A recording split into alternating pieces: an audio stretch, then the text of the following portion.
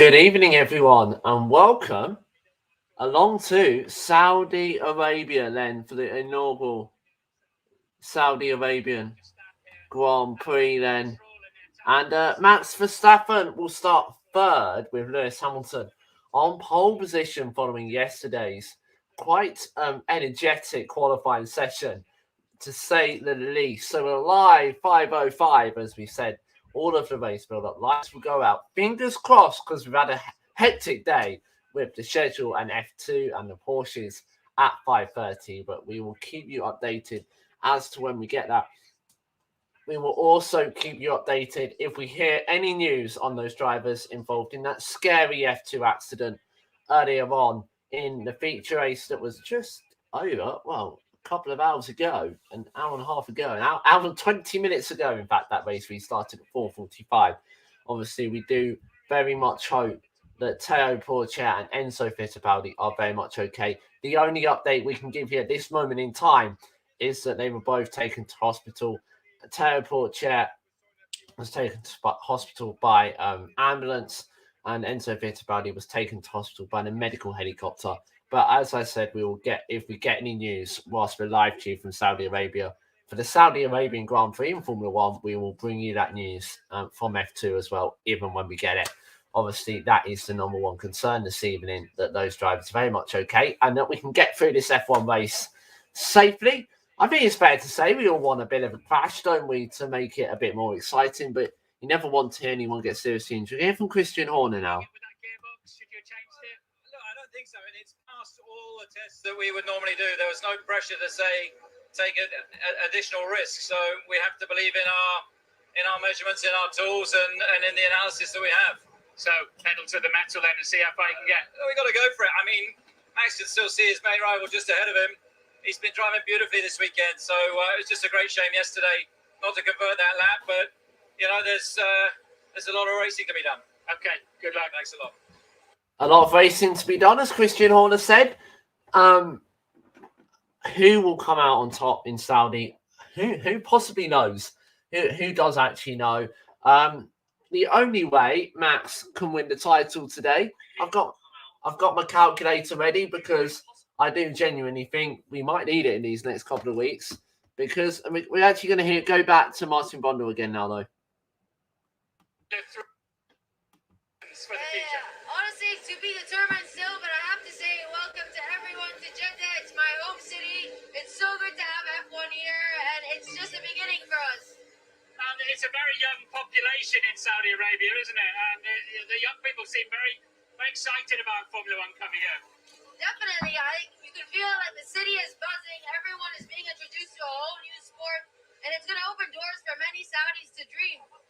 Okay, and tell us about your plans for 2022. I'm honestly still to be determined, but it'll be something interesting, challenging, and stay tuned. Stay tuned. Well, good luck to you. Thank you very much. Thanks for talking to us. That was the world's first female racing driver who tried to make her way to F1, saying that F1 coming to Saudi has been such a great thing for many young kids who want to get to F1 and been able to achieve their dreams, is what her exact was. We're going to hear it from Mick Schumacher now. No, it could be a bit crazy. It could be an opportunity for one of those lovely results creeping into the points. Yeah, definitely. I mean, it's still one of the biggest targets for us to reach those points. And if it is the case here, that'd be great. And physically, how is it going to be? I think it should be fine. I mean, the sessions that we had in FP2 and stuff, it wasn't too warm because obviously the sun is gone. But yeah, I think we'll feel it up to 50 laps. And then I guess you're kind of looking forward to getting these two races out of the way and get the 2022 car up and running. Yeah, definitely. I mean, I'm looking forward to it. The team is doing a great job, and yeah, things are looking good for next year. I know you're all preloaded with your fluids and like ready. Do you do any exercises before the start? Anything to liven yourself up, or just get on with it? Just get on with it. Great. Good stuff. Just get on with it. Like that for Mick Schumacher. Just get on with it. I think that's sometimes what you have to do, isn't it? Just get on with things in life. Mick Schumacher, that brilliant example there. As we're going to send Martin Brundle sprinting to Carlos Sainz now. Unlucky with that, the car looked like it wanted to spin around on you, but you've got some work to do. Yeah, quite a bit of work to do. I was very fast yesterday, a bit fast all weekend, so hopefully I can translate that into good race pace today and make it a good comeback. It's been good to me starting from the back recently, so hopefully I can keep it up. Yeah, so you've got to go play the long game, I guess, through there somehow. It's a mix in between both, which is difficult. Oh, we just lost our connection there. So we come back to Martin Brundle in Saudi Arabia very, very shortly. He should be back hopefully very soon. So yeah, Carlos Sainz obviously did have a very, very tough race yesterday, didn't he? Qualifying, sorry. Let me just try and find out exactly what's happening with our connection to Saudi Arabia, should I say? It's live, isn't it? No internet connection. That's a good start. I'm hoping that we might get the connection back. Do I have a connection? Anyway, we are going to continue to bring you the live updates from Saudi Arabia. Let me try and see if I can maybe restart the stream. That might help to see maybe if we can get an internet connection back. But whilst we wait, I will get it up and I will still be able to bring you the live action from Saudi Arabia, just through a different way and a bit of a smaller screen now. Oh, right. Oh. Maybe we do have a bit more of an issue than I thought, but yeah, I think we might be coming back. I think we are. Are we coming back? Yes. I think we're regaining our connection to Saudi Arabia now. Hopefully we'll be back in time for the invasive. The message is live streaming, so these kind of things do happen. No, we're not going to quite be back in Saudi Arabia just yet. Okay. I don't quite understand what's going on. Right, we're going to go for a very quick break whilst we sort out these technical issues. We'll be back in a few moments. Sorry for the inconvenience.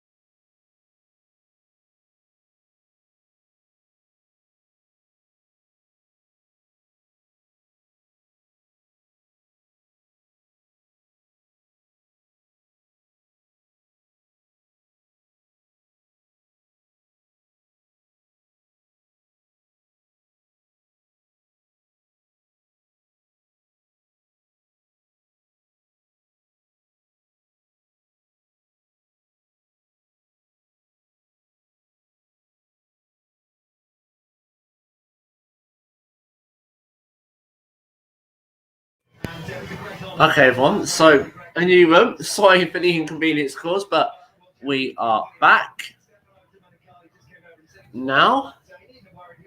And as the display takes place on the show, as the show takes place, then so the display takes place. We're going to sort of talk to Total Wolf now, actually.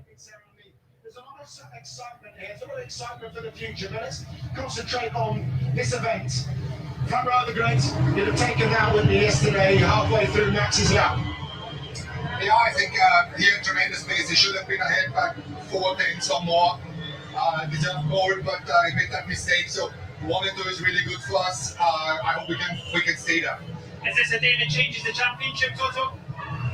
Well, if it stays like this until the end, and obviously it's like so far away, knock on wood, then it's all wide open for Abu Dhabi. Toto, we've watched you in the hybrid area dominate, and now you've got a proper challenger. How does this feel compared to all the other championships? I feel so great because this is why we are racing. I woke up this morning and obviously it's so exciting, and I thought we are so privileged to be part of such a fight and be right in there and feel the butterflies. I love it. What was your message to the team today, Toto? I think everybody's so calm. If I would slide in and be clever, I don't think it would be good. We wish you the best of luck, big friend. Good luck today. As we see that, let's hear from who's getting into his car. Let's hear from Valteri Bottas alongside him on the front row of the group. Valtteri Bottas now. So Valtteri, starting from P2, great day yesterday. What about today? How do you think this is going to unfold? I wish I knew. I mean, this is going on. It can be anything today, but no doubt it's going to be interesting. I mean, all the play for. How do you approach a race like this? You know, there's a high probability of a safety car. You kind of have to have your wits about you to adapt your strategy. I think just need to keep it cool. Sure. Whilst we probably sort out the technical issues, we'll sort another break. We go for a quick break so we can definitely get this sorted out for the Grand Prix.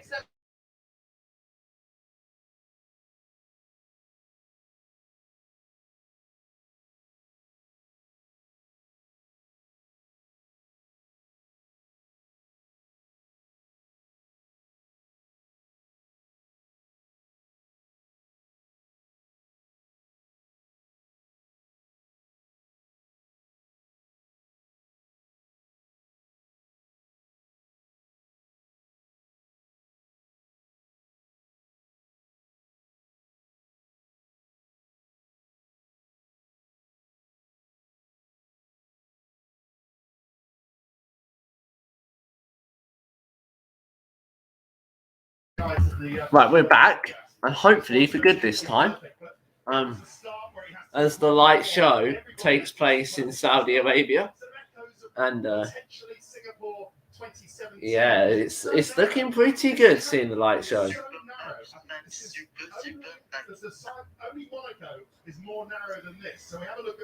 Only Monaco is more narrow than this at the start of this Grand Prix then.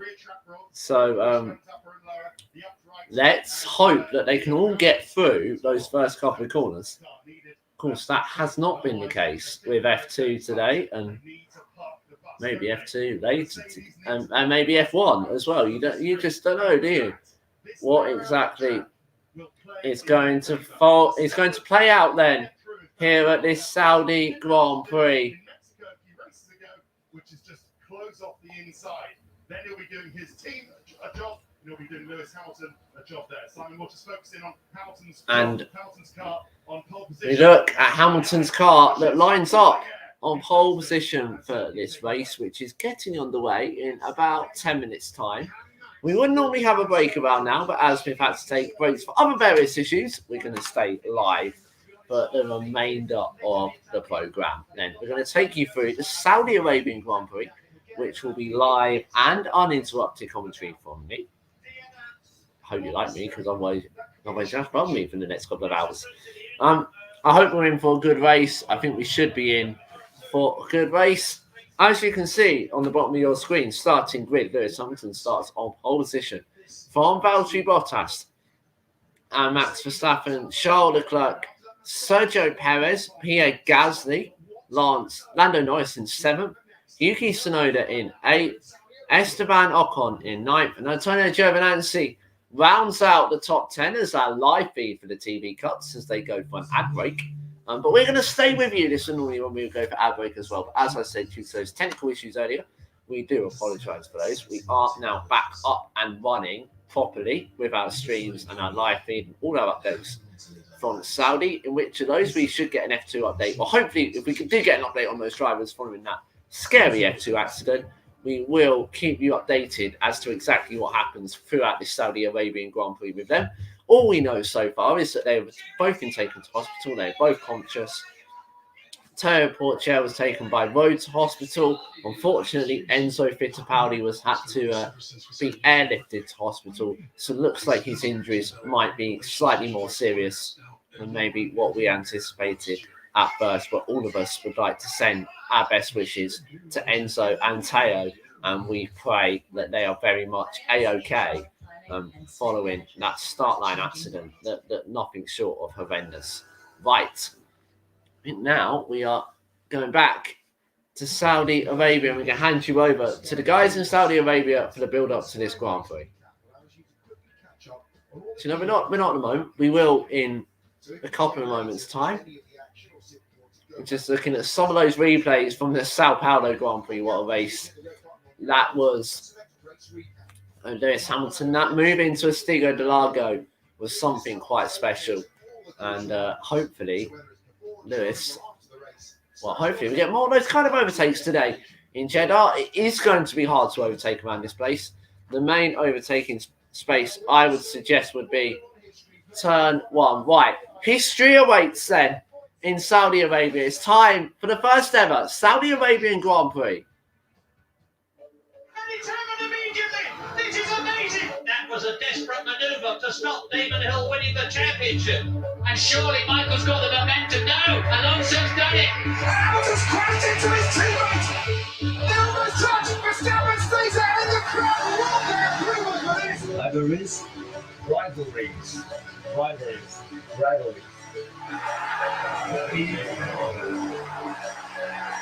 There's no better feeling than beating a rival.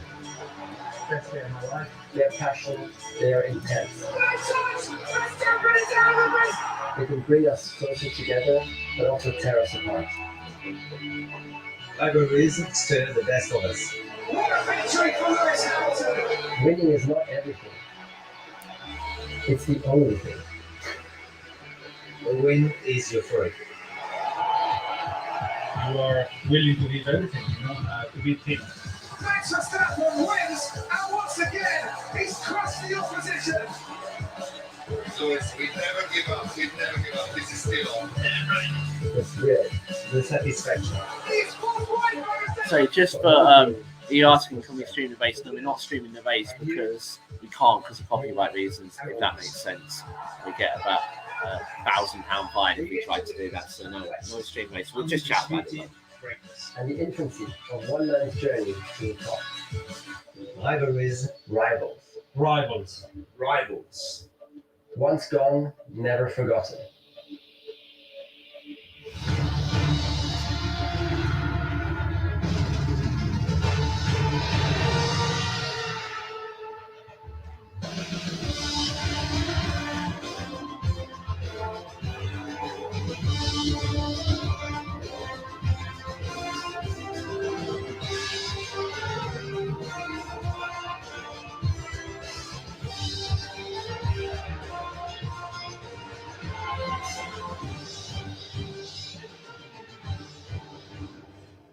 Hello, good evening, good morning, good afternoon, wherever you are in the world. Welcome along to the inaugural Saudi Arabian Grand Prix, round 21 of this FIA Formula One World Championship, the STC Saudi Arabian Grand Prix. And as I said, round 21.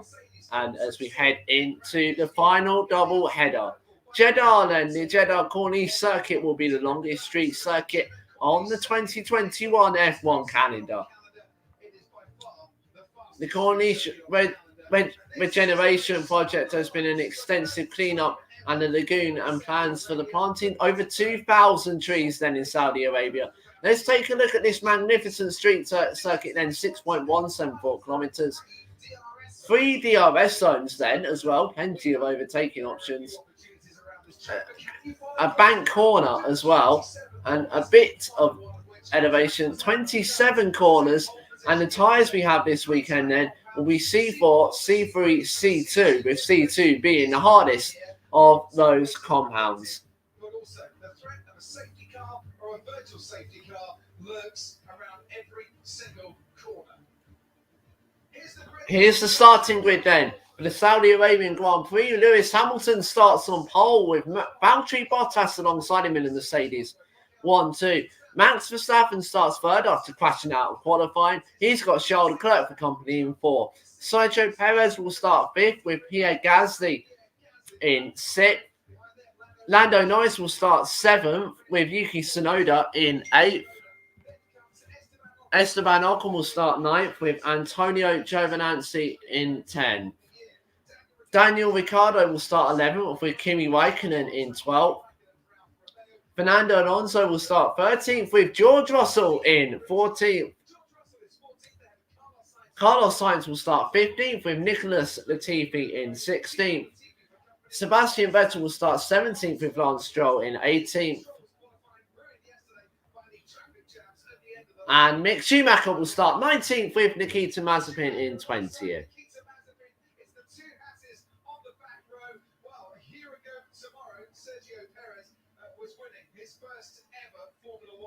That's true. A year ago, yes, tomorrow, Sergio Perez would have won his first ever Formula One Grand Prix.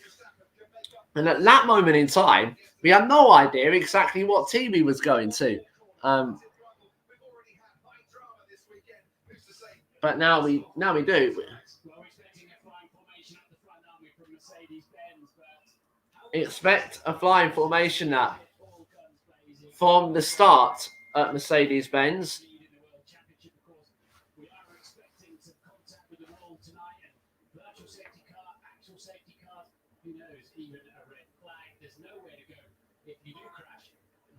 To recover the cars off the side of the track. So the race could well be interrupted. Will that play into Red Bull's hand? Will it work against them?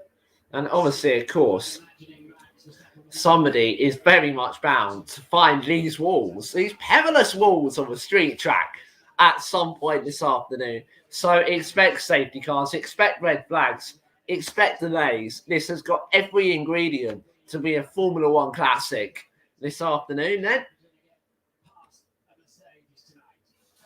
So, Verstappen hasn't got to get past one Mercedes tonight. He's got to get past two Mercedes tonight.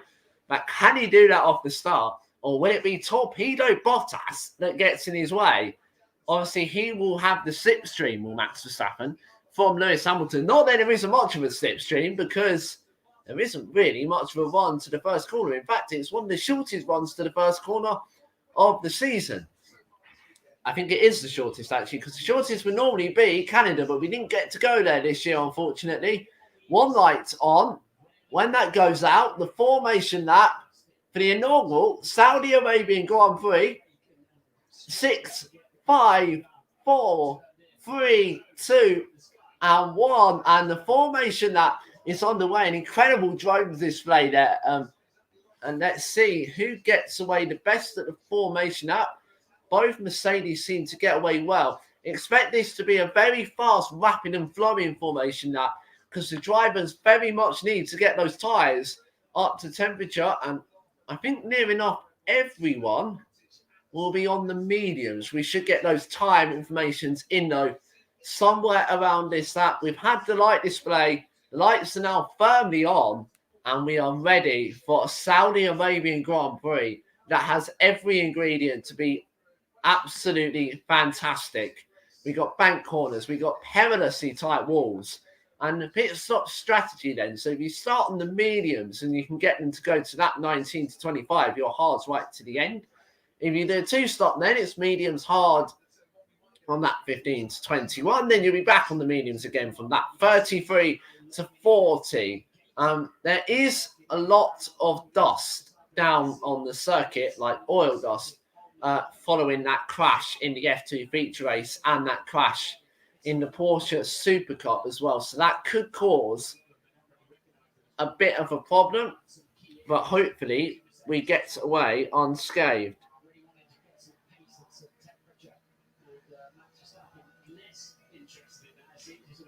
And I think Hamilton wants to get temperature in his tyres. Max Verstappen seems less interested in that. Both Mercedes, in fact, trying to get those tyres as high, as warmed up as they can. Fastest pit stop of the season then goes to Red Bull Racing, round 11, Hungary. 1.88 seconds. That's the fastest ever pit stop in Formula One history. Right then, as they head now out onto the banks of the sea here in Jeddah, the Red Sea here in Jeddah. The race wins the last 5 races. It was Bottas, Verstappen, Hamilton. So it's 2 apiece then. If you go to the last 4, there is the potential we could have Verstappen crowned as world champion today as they pull onto the grid then. Got my phone as a calculator. As Hamilton then pulls onto the grid and he's going to line up in his grid position then. He's going to have his teammate Valteri Bottas alongside him. Toto Wolff begins to clean his glasses. He might need them because he's going to get perilously tight into that first corner then. The nerves are high. Will it be a world champion for Max Verstappen today, or will it be Lewis Hamilton taking it to the wire in next week at Abu Dhabi? I so hope it goes to the wire next week. And unless Lewis doesn't finish, then I'm sure it will be going to the wire. Well, who is it going to be that takes the inaugural Saudi Arabian Grand Prix then? We got Valtteri Bottas, Lewis Hamilton, Mercedes 1 and 2 on the front row as the rest of the grid slowly form that line up. Obviously, the front one, the top 3 have been sitting on the grid an incredibly long time by now. And those tyres are getting ever cooler. But now, though, the medical car pulls into position. We got the green flag. We got 1, 2, 3, 4, 5 red lights in Jeddah. And the Saudi Arabian Grand Prix is go. Hamilton gets away very well then, but so does his teammate, Valtteri Bottas. Verstappen's going to try the outside. Perez locks up. And I think they've all made it through, surprisingly then. So as they go round turn 2, they've all made it through. And there's lots of overtaking happening on this first lap. Hamilton leads from Valtteri Bottas, from Max Verstappen, but the 2 Red Bulls almost came together at the first corner. So then, let's see how the rest of this first lap plays out. It's the start that Lewis Hamilton would have very much wanted, and there's an Alpine trying to go around the outside. Antonio Giovinazzi at the bank corner, turn 10. And they head into where it's starting to get a bit oily now. And there's a move in the middle part of the lap. Is it an AlphaTauri? No, he didn't quite make it through the fast-flowing section of this Jeddah track. But that's a dream start then for Lewis Hamilton. He's out in front then with his teammate Valtteri Bottas behind him. That's the best start Mercedes could have possibly wished for. So Tsunoda lost places at the start. He's gone down to 12th position. Not quite sure exactly what happened to him. And there's Lando Norris thinks about a move on Gasly. Giovinazzi does go for a move. So does Sainz and Raikkonen at the final corner. That was a good move from Carlos Sainz. But Raikkonen's going to get a tow. And he's going to get a drag all the way into turn 1. Daniel Ricciardo tries the outside of Pierre Gasly. And again, Raikkonen tries the outside of Sainz, but he doesn't quite do it. And he's got the Aston Martin of Sebastian Vettel very much pressurising him then at the start of this race.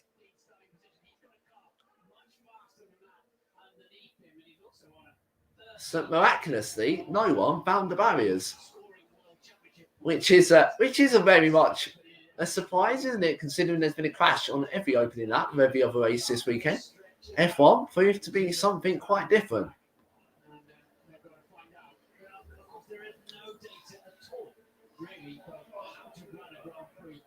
And there's obviously no data at all as to how long these tyres are going to last. So all the teams are going into this blind, effectively, with strategy. George Russell lost places. He started 14th. He's now 17th. That turn 7 incident involving Stroll and Russell has been noted. I didn't see that incident, so we will have a look at that hopefully in a little bit of time. I wonder if someone might have been forced off the track. So Hamilton leads then from Valtteri Bottas, from Max Verstappen, heading on to that 3. Charles Leclerc in 4th, Sergio Perez in 5th, Lando Norris in 6th, Esteban Ocon in 7th, Gasly 8th, Ricciardo 9th, and Giovinazzi stays 10th fastest. Lewis Hamilton does the fastest lap of the race, and I believe DRS has now been enabled, so that's an extra 20 kilometers an hour for you down the straights. So let's have a look then at that race start. The lights went out. Hamilton got a great start off the line. And Max was trying to get in Bottas' slipstream, but he just couldn't quite do it. Perez locked up and almost ran into the side of his teammate there. And Leclerc slow in, but crucially fast out, holds that 4th position over Sergio Perez.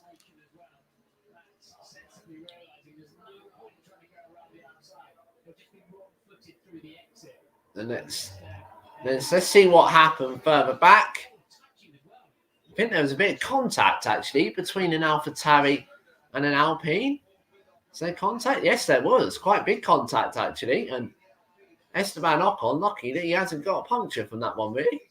Let's have a look at what happened between Lance Stroll and George Russell. What happened? They definitely made contact, and Stroll had to take evasive action and the escape road to avoid it. And Hamilton is already building a big gap, 1.5 seconds then, 1.3 now actually, is the gap between him and his teammate.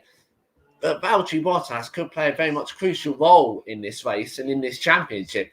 Because if he keeps Max behind him, that Lewis will take the championship lead going into Abu Dhabi. So Hamilton putting away from his teammate. As Sainz gets past Tsunoda. I think that was probably at turn 1. It might have been turn 13 actually. That new bank corner. No, I think it was turn 1 because our leaders just heading down to turn 13 now. Yeah.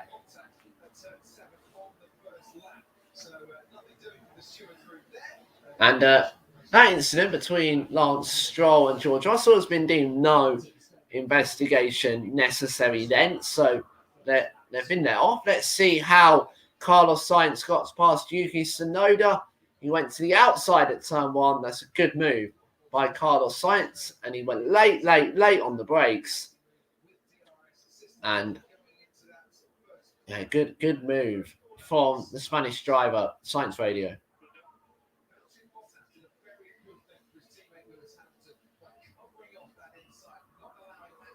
And Valtteri done a very good thing for his teammate by covering off that inside, didn't he, at the first corner.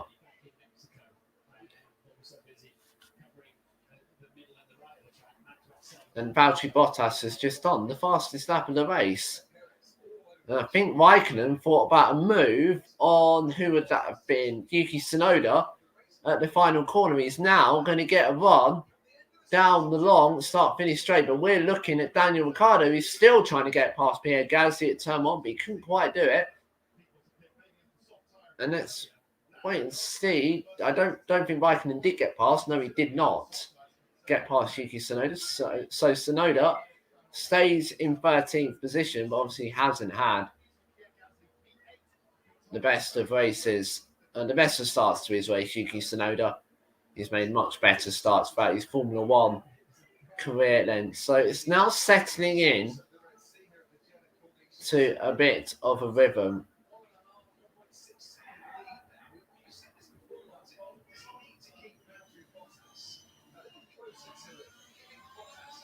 .6 seconds then is the gap. And does Lewis Hamilton need to keep Valtteri Bottas close to him so he can tag him along effectively and put him away from Max Verstappen, who's sitting third at this moment in time. As it stands, Lewis Hamilton leads the World Championship by, what would it be, 2 points. 2 points, that's it. And actually, make that 3 points now, as Hamilton just does the fastest lap of the race.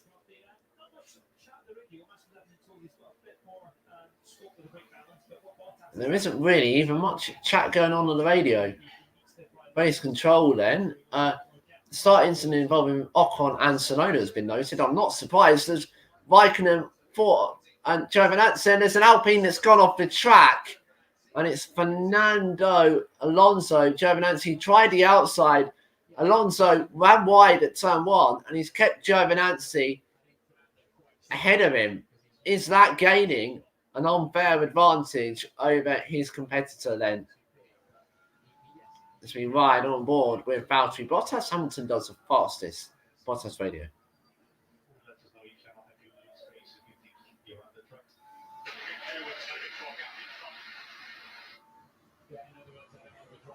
And Valtteri Bottas saying he could do a bit more of a gap in front. So is that going to ask Lewis to push on a bit now? Maybe that is why Lewis has lit up the timing screens then. Oh, as the Alpine gets really close to the wall, in fact, on the exit bank corner. I'm not quite sure how he didn't manage to tag it there. Talking of walls, we'll see how Verstappen's gearbox lasts following that accident yesterday. There's no guarantee that his gearbox is going to go the whole race today. So let's have a look at that incident with Fernando Alonso then. Defending Giovinazzi, he just runs wide.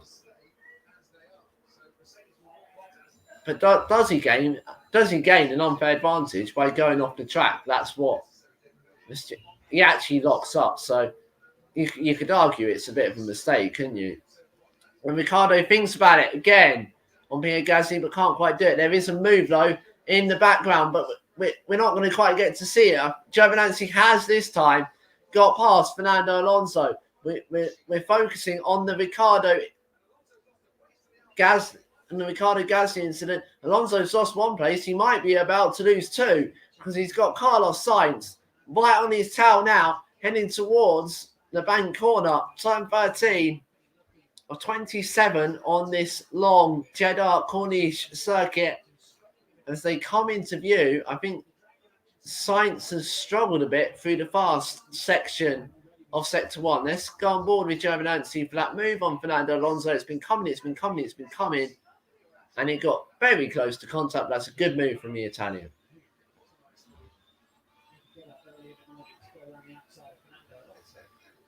And not many people do that, go around the outside of Fernando Alonso. So if you can say you've done that, then I think you've done quite well in your F1 career. So Pierre Gasly, Daniel Ricciardo, round 7 then, as they head towards the final corner.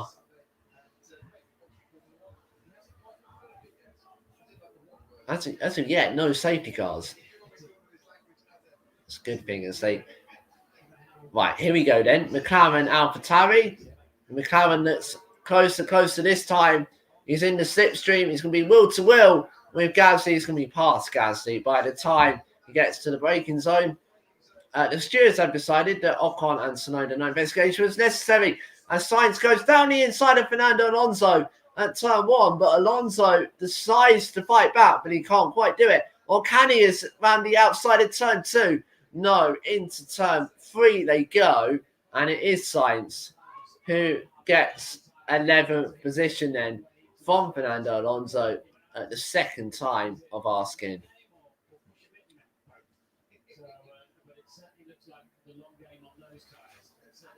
And let's have a look at Daniel Ricciardo's move again. He got it done well before the braking zone, as I said. And then Carlos Sainz went really late on the brakes down the inside, and Fernando didn't really seem to bother too much turning in on that one.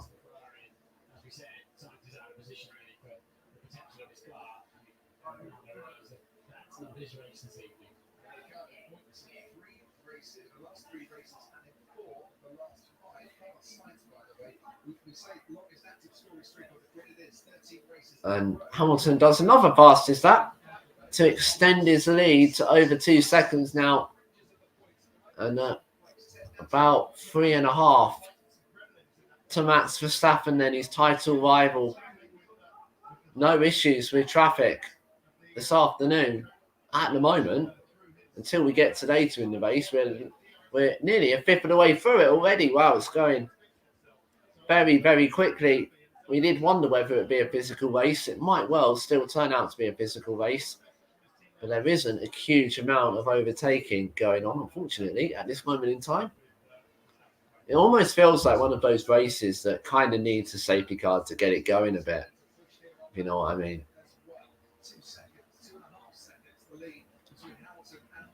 2.5 seconds then, Hamilton extending the lead over his teammate Valteri Bottas.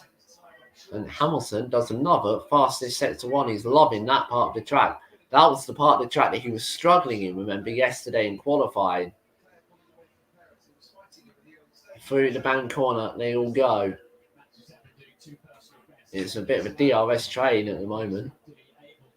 We did say, would it be hard to overtake on this Jeddah circuit? I know. And now, Sainz on Giovinazzi. Thought about it to 22 and 23, actually. You'd have been brave if you were going to make a move through there, but you might be able to do this into the final corner. If he can eye up a move, it'd be a good one from Carlos Sainz. Which way does he go? Inside, outside? He's gaining, he's gaining. It isn't quite going to be close enough, but he should be. There's a yellow flag in sector 3. Oh, there's a big crash for Mick Schumacher, which will bring out the safety car at turn 22. That's a horrible accident for Mick Schumacher. Let's hope that he's okay. Safety car deployed.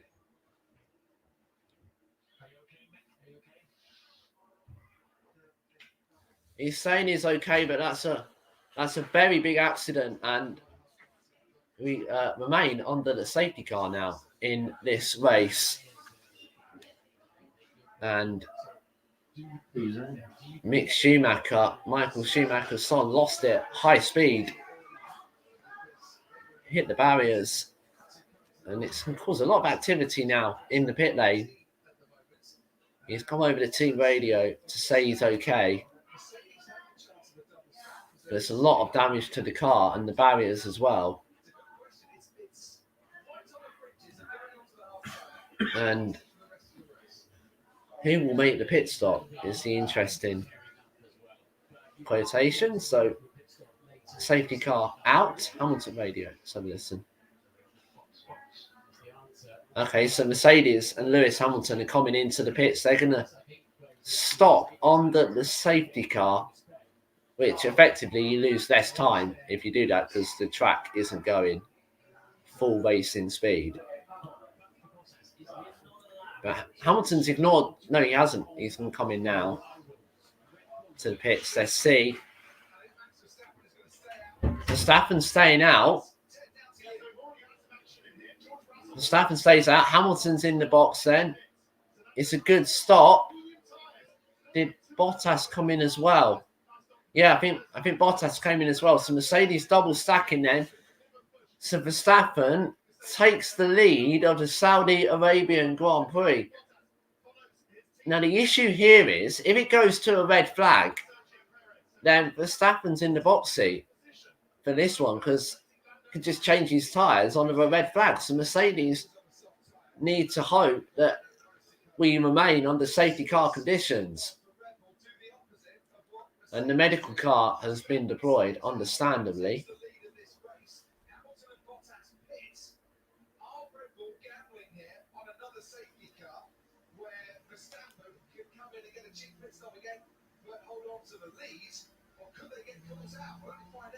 I mean, Red Bull are gambling here, aren't they? Red Bull have taken a massive gamble.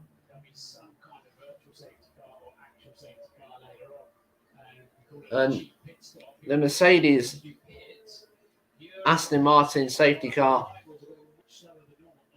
is obviously you're going much slower than normal.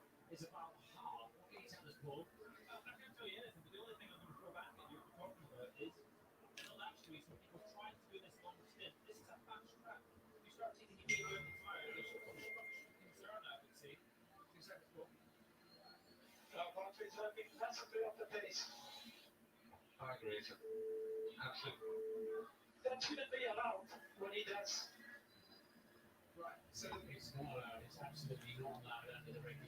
And Valteri Bottas is backing Verstappen up, or he was. Now, is that allowed?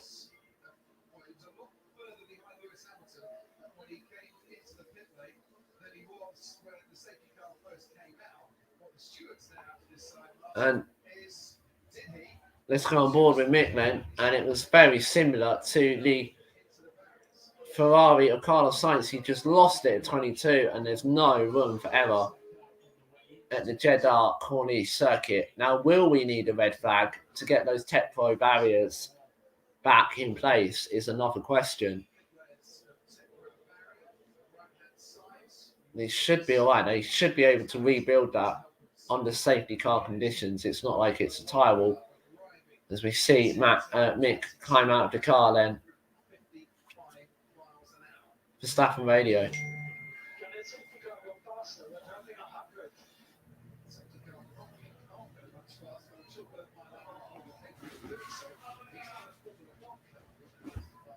And Verstappen complaining that the safety car is going too slow.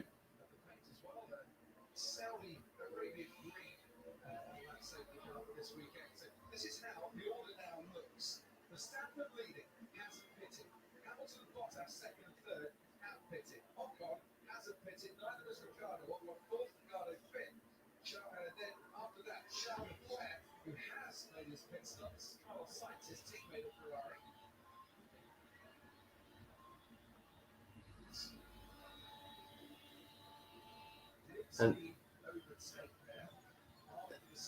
well, did Carlos Sainz just overtake after the safety car was deployed? Let's have a look. Oh. The safety car light was on, to be fair, on the marshal board.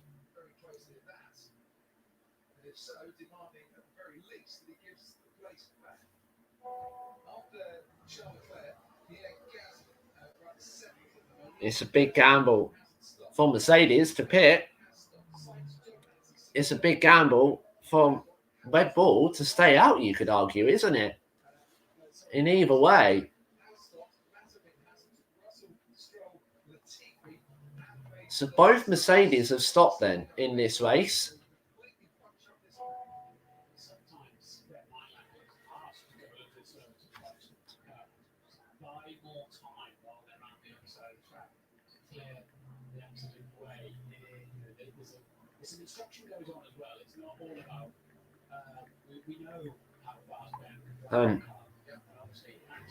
So the reason why the safety car might be going slow is so they can reconstruct that barrier over on the other side of the circuit. As we remain under the safety car conditions then.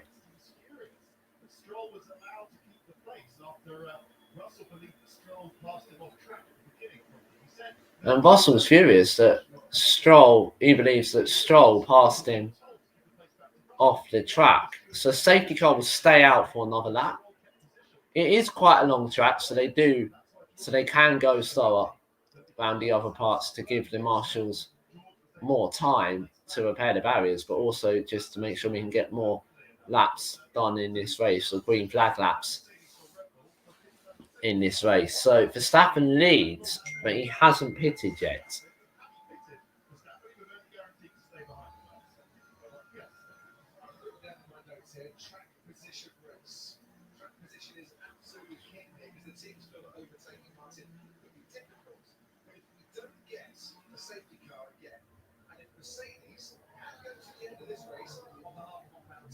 I mean, if we don't get another safety car and Mercedes go to the end of this race on a hard compound time, Red Bull could be in a bit of trouble because, you know, obviously, safety. I thought the safety car lights got off for a second, but obviously Max Verstappen could drop right down the order.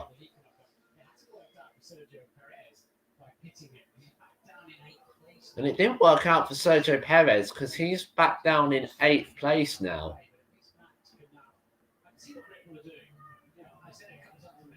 It's a safety car then. Remains out for another lap. So at the moment it's Verstappen from Hamilton, from Bottas. That's the top 3.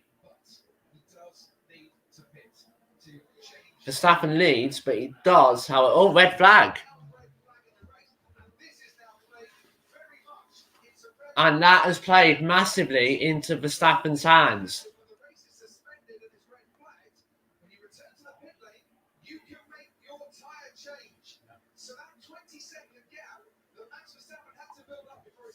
And Verstappen, this has massively plays into Verstappen's hands now.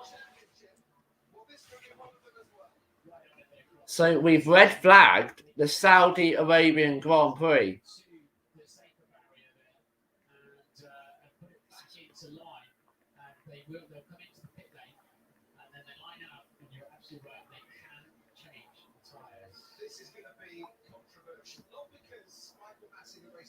I mean,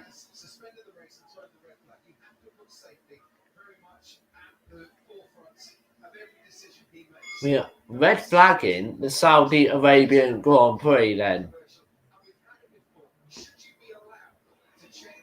And we've had it before. Should you be allowed to change tyres under the red flag? But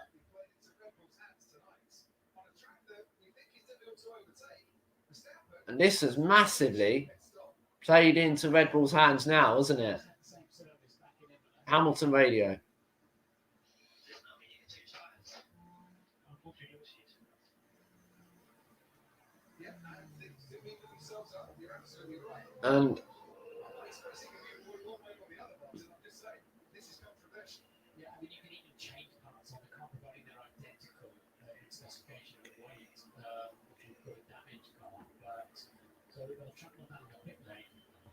And they trundle down the pit lane.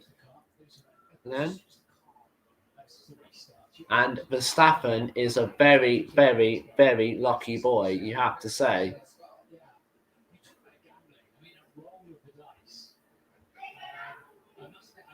I mean, you seriously talk about gambling, don't you? But a roll of dice, I mean, I guess it will go to a standing start. So Hamilton's going to have to do everything to get past Max Verstappen at the first corner then.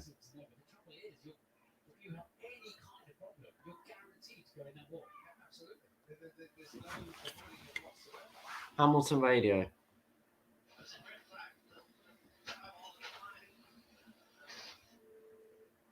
Hamilton not very happy.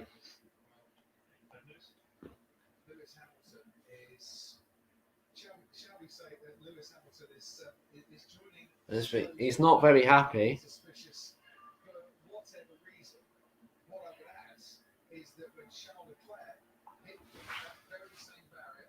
And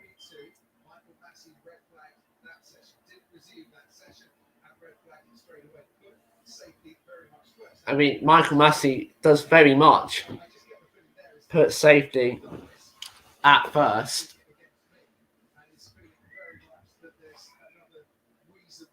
So there must be a reason as to why we've got the red flag other than the tech probe barrier. But that would mean the main well, maybe it is to repair the tech probe. That's could potentially what it is. So all the drivers now get out of their cars.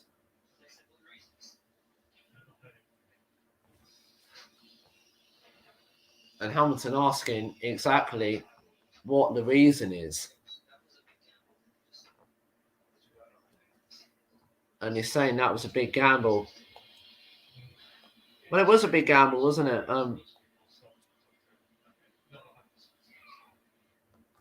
But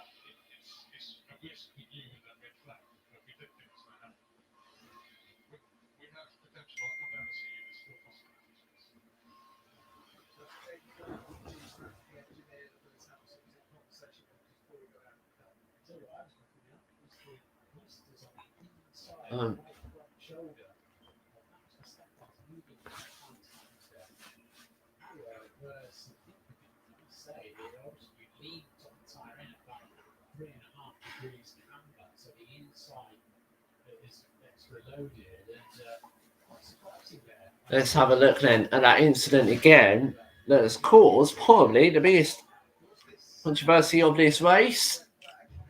And it was a very hefty whack with the barriers, wasn't it?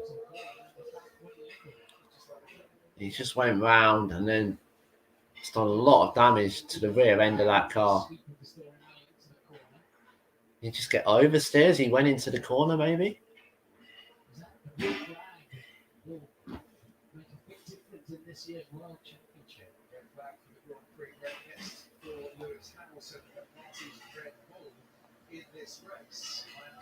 And could it be a red flag that decides the World Championship? Who knows?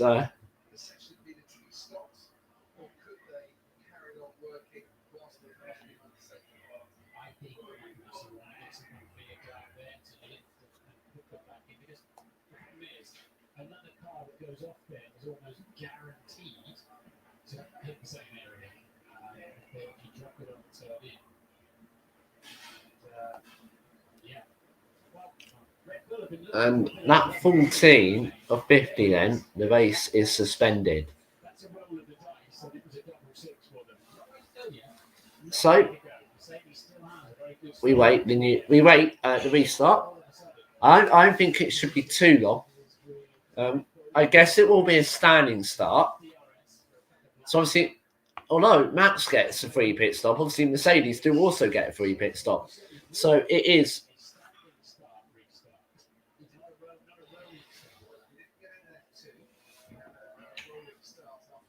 Obviously, in F2, we did have a rolling restart. But F1, they do normally choose a standing start.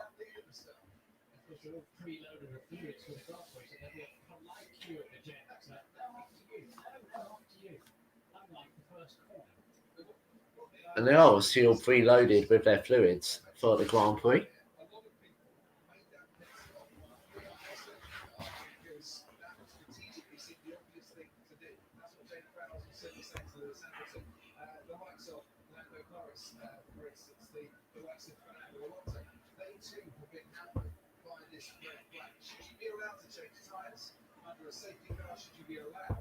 I mean, there is questions. Should we be allowed to change tyres under a red flag if it ruins the race, if you know what I mean, like this?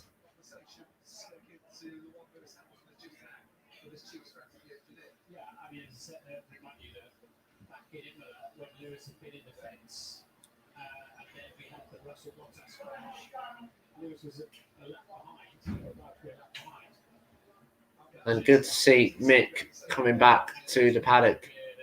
The fourth red flag we've had today, check out, in every single, if you include every single support race. 2 in F2, 1 in F1, and 1 in the Porsche race, which delayed the F2 race, which nearly delayed the F1 race, but that did get going. And the race will resume at 9:15 local time, so it'll resume in about 10 minutes from now. So yeah, race will resume at 6:15 GMT. So I did say it wouldn't be a long stoppage, and the scramble to get back in the cars has now officially begun because you know what, the race is going to restart in 10 minutes. So the tyres are going to be out now. I suspect Mercedes will put a new set of tyres on both their cars.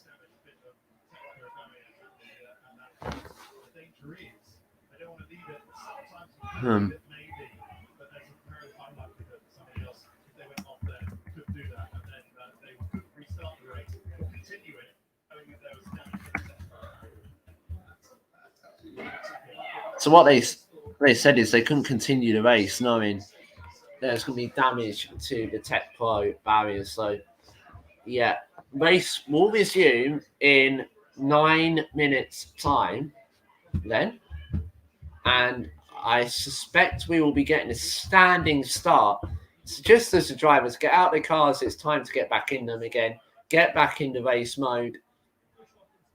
Max Verstappen having a chat with his engineer GP about what the strategy is going to be for the rest of this race, because obviously this has thrown the strategy that they did prepare out the window.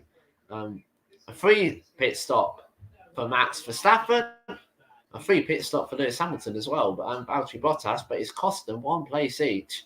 And Toto Wolff will be looking on thinking, what on earth has happened here? And we know that Hamilton had to win this race, didn't we, really, to stay in the World Championship.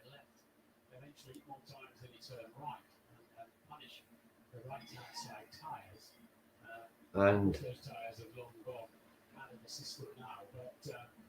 I'm assuming Red Bull will put a set of hard compounds of that and get it to the end. But as you say, what will Mercedes try and do now? And will Red Bull put a set of hard compounds on it and try and get it to the end? It is 2 Mercedes, 1 Red Bull, but obviously the Red Bull's the one that's ahead. So it's an interesting one, isn't it? Like, what is going to happen now? That has just thrown this Saudi Arabian Grand Prix very much up in the air.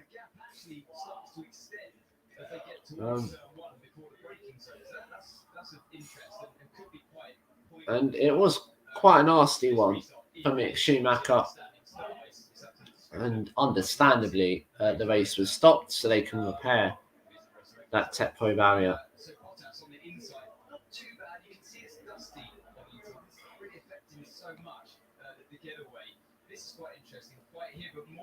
And just reading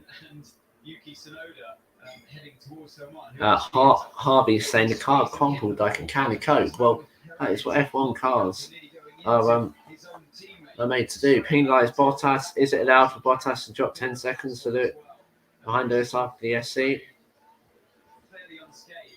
Put out a red flag so Max can change his tyres.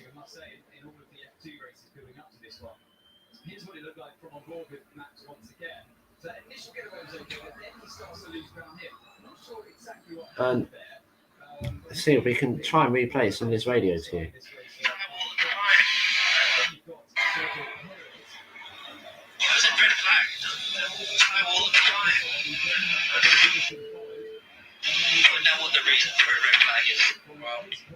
He was not very happy at all there, was he? We'd have lost a chunk of laps if we had continued under the safety car, so probably why we chose to go to the red flag. He's not very happy at all, was he? And he's back in his car now as we get going in 6 minutes' time.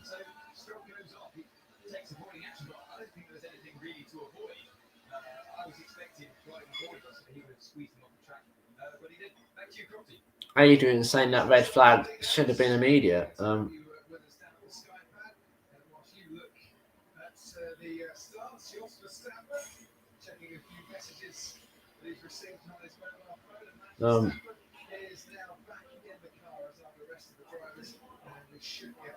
Chris Verstappen gets pole from yesterday. Checkmate and fresher tyres, faced with tears of joy. Peter, if Max can do a mighty session now, then bolt on the sauce for the last bit, who knows?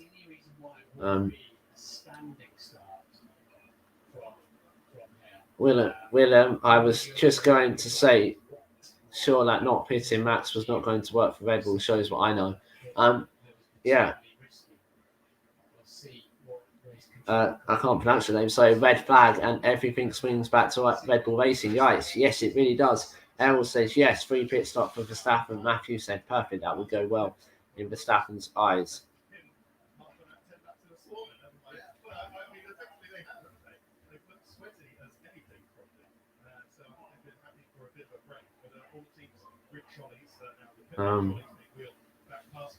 Actually, before the red flag, there's a lot of bad calls by Red Bull, isn't there?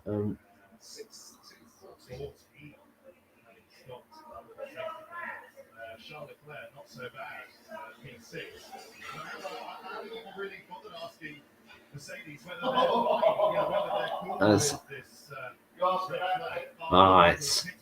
It's a tough one, isn't it? Should you be able to do that?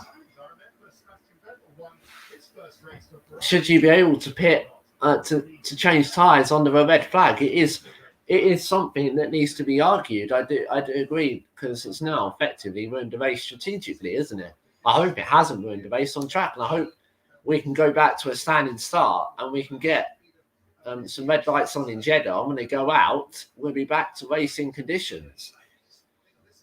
But we have no exact confirmation as to what start it will be. We've had rolling starts in F2, but that was because there was a long delay anyway, and they just needed to get it going as quickly as they could. I do prefer the standing start at a race restart, to be honest. Hamilton Radio.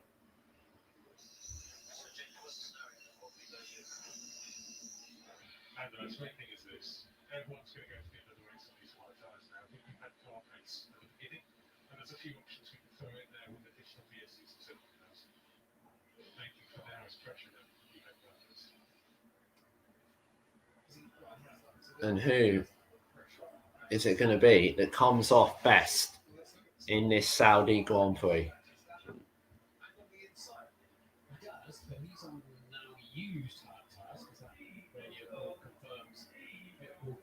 They all had one new set of hard tyres. Mercedes did as well. Okay, they've only travelled around, haven't they, behind the second one, but Max has got a brand new set. And the difference is Max will have a brand new set of hard tyres. Lewis will have a scrub set, because obviously they trundled around behind the safety car for a few laps. Not that it's going to take much tyre life away, but it'll obviously just take that slick look that you want for the start of the Grand Prix. And it is going to be a standing start, we're hearing. So, 1 minute and 25 seconds then. And we will head back onto the track behind the safety car. And then that will peel in. We will go onto the grid. We'll line up.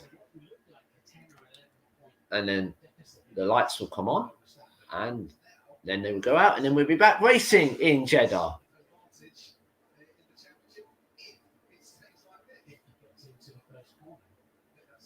It's advantage Red Bull now in the championship, wasn't it? It was advantage Mercedes at the start of this race. It's advantage Red Bull now, and it's very much looking like Max Verstappen, if he can get this race victory, will be world champion next week in Abu Dhabi. But has the Jeddah Corniche circuit got other ideas? Right then, 30 seconds. I wouldn't go anywhere in the next couple of hours. If I were you, the next hour and a half. Hopefully we can get this race in the next hour and a half. Then 15 seconds and we will be good to go behind the safety car again then. 5 seconds and we will be good to go. And we should get that thumbs up from Michael Massey. The safety car pulls away. Yes, it now does. It didn't for a minute. And the cars trundle their way out of the pit lane once again then.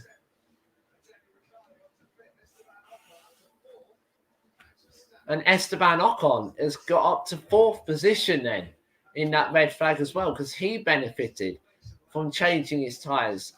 Sergio Perez has put a new set of mediums on his car. He has lost out at the red flag.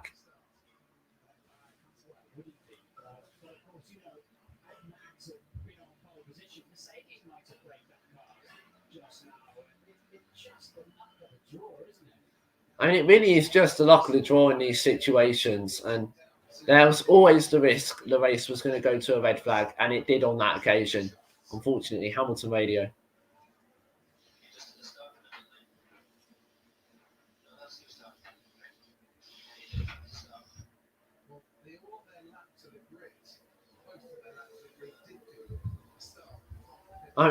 Hamilton's complaining that Verstappen did a start from the pit lane, and you're not allowed to do that under safety car conditions. I don't know if you are or not.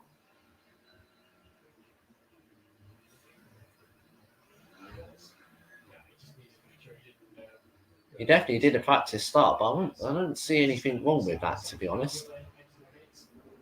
I think that might just be Lewis trying to play a bit of mind games with Max. Race control then. It will be a standing start as the board flashes. That's confirmation of that. Verstappen radio.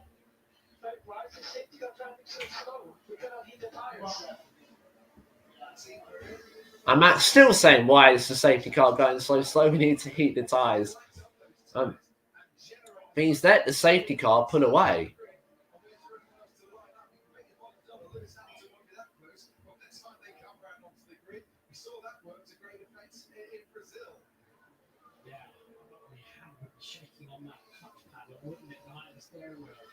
Oh. This is such a critical restart. Hamilton's going to let Verstappen pull away a bit. He's going to want him sitting on that grid as long as he possibly can. You do have to keep within 10 car lengths of the car in front of you. Verstappen radio.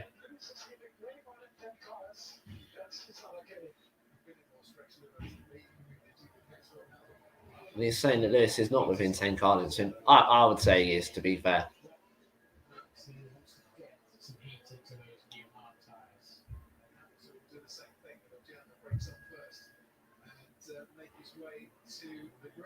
And now there's not 10 car lengths within them, quite clearly, but I don't know whether that counts because Hamilton's backing them up as they come onto the grid. Verstappen seriously trying to get... Verstappen's getting agitated here.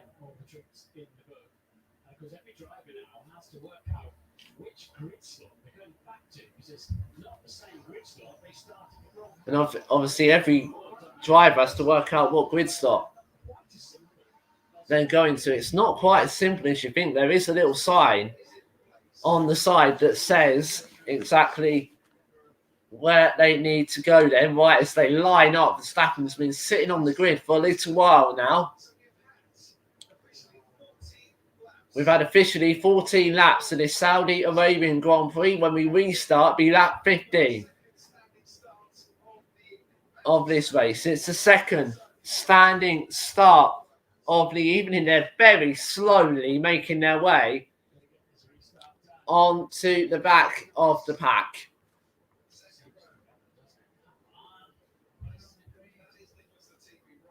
And it's Nicholas Latifi right at the back, right, followed by the medical car now. We've got the green flag. We've got, when we get it, 1, 2, 3, 4, 5 red lights again in Jeddah, and the Saudi Arabian Grand Prix is restarted. Hamilton crucially gets a great start and takes the lead in the Saudi Arabian Grand Prix. Verstappen locks up and runs off the track and pushes Hamilton wide, and they're going to lose positions. Hamilton's gone down to 3rd position at the start of this race, and there's a speed. It's Sergio Perez into the barriers. There's a massive accident at the back of the field, and that will redeploy the safety car. There's a multi-car pilot at the back of the pack, but Esteban Ocon's up to 2nd place. Verstappen will surely be under investigation for that move, because that was very, very naughty indeed to cut the corner, and it's a double DNF for Haas as Nikita Mazepin's in the barriers. Sergio Perez looks to be out of the race. We are still racing, but that will for sure be a safety car. George Russell as well. And it's another red flag.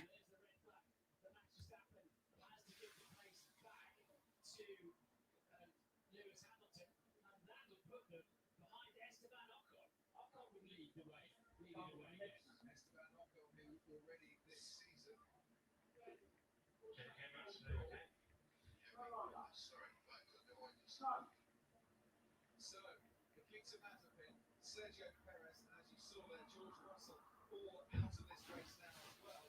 I was about to say, Esteban Ocon, who knows a thing or two about leading in this championship season in 2021. 65 laps he led at the Hungarian Grand Prix on his way to victory. We'll wait and see the replays before we play again for Martin Brundle, the steward, because I think that starts will be discussed over and over again in the steward's room. And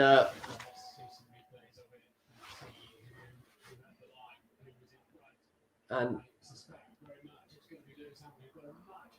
Hamilton was well ahead going into that corner, and people say he was pushed wide and came back onto the track before the exit of the first corner. But Hamilton was actually from that angle way in front, wasn't he? And how do the stewards look at this? Hamilton definitely got a better start. You could argue, so he should. His tyres are probably a bit warmer. Verstappen a bit on the grid for a bit longer. and Say he didn't give me space, but Hamilton in that corner. He shouldn't have got and Hamilton was well ahead going into the corner. Hamilton radio.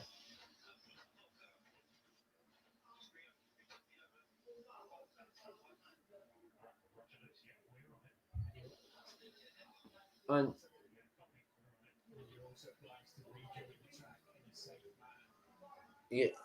you're also obliged to rejoin the track in a safe manner. Sergio Perez did not get away well, and he was involved in that melee that's brought out the second red flag of the evening.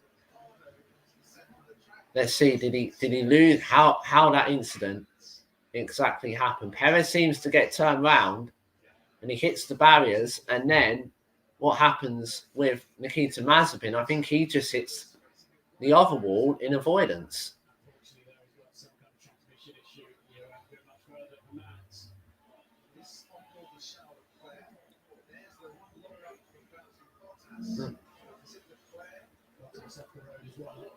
And it was Leclerc who tapped Perez, but almost think Leclerc rather got squeezed a bit, didn't he? Oh, and that was how. And Nikita Mazepin went straight into the back of George Russell. And that is not what you want to see. And Sergio Perez is out then. And we did wonder if that might happen.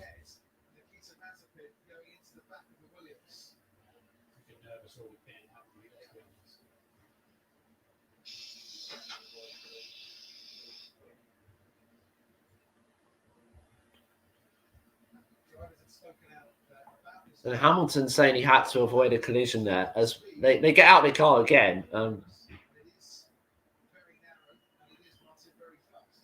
it is narrow. It is fast.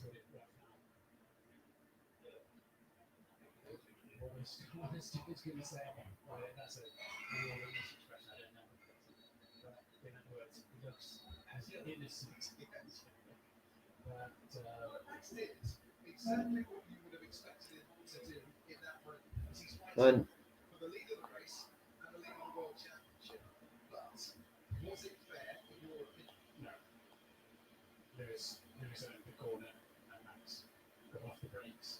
Sounds a little bit like turn 4 in Brazil, doesn't it? But I think more clearly than that. And how we all holding up has just tweeted Silverstone quite nicely, because I think this is going to be a cracker when it eventually gets going. So let's see what the stewards say about it. But the fascinating thing for me here is Esteban Ocon right in the middle of it. So to start giving places back. And obviously Esteban Ocon's right in the middle of it. So if Ocon, if Verstappen is obliged to give the place back, then Ocon would be on pole effectively, wouldn't he?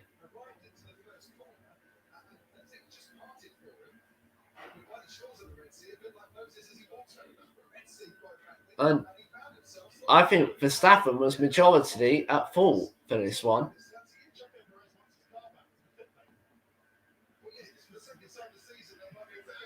And Sergio Perez wants his car back to the pit lane because they might be able to fix it and get it going again.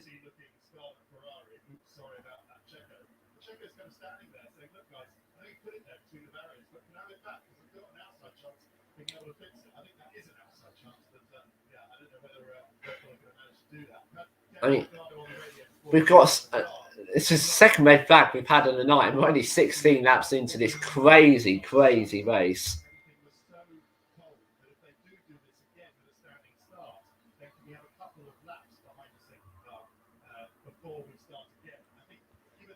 And we've had on the safety on the start. I wouldn't be surprised probably if we do have a rolling start exactly for the next one. And as for we might well get a rolling start at the next one, so we can actually get some racing going.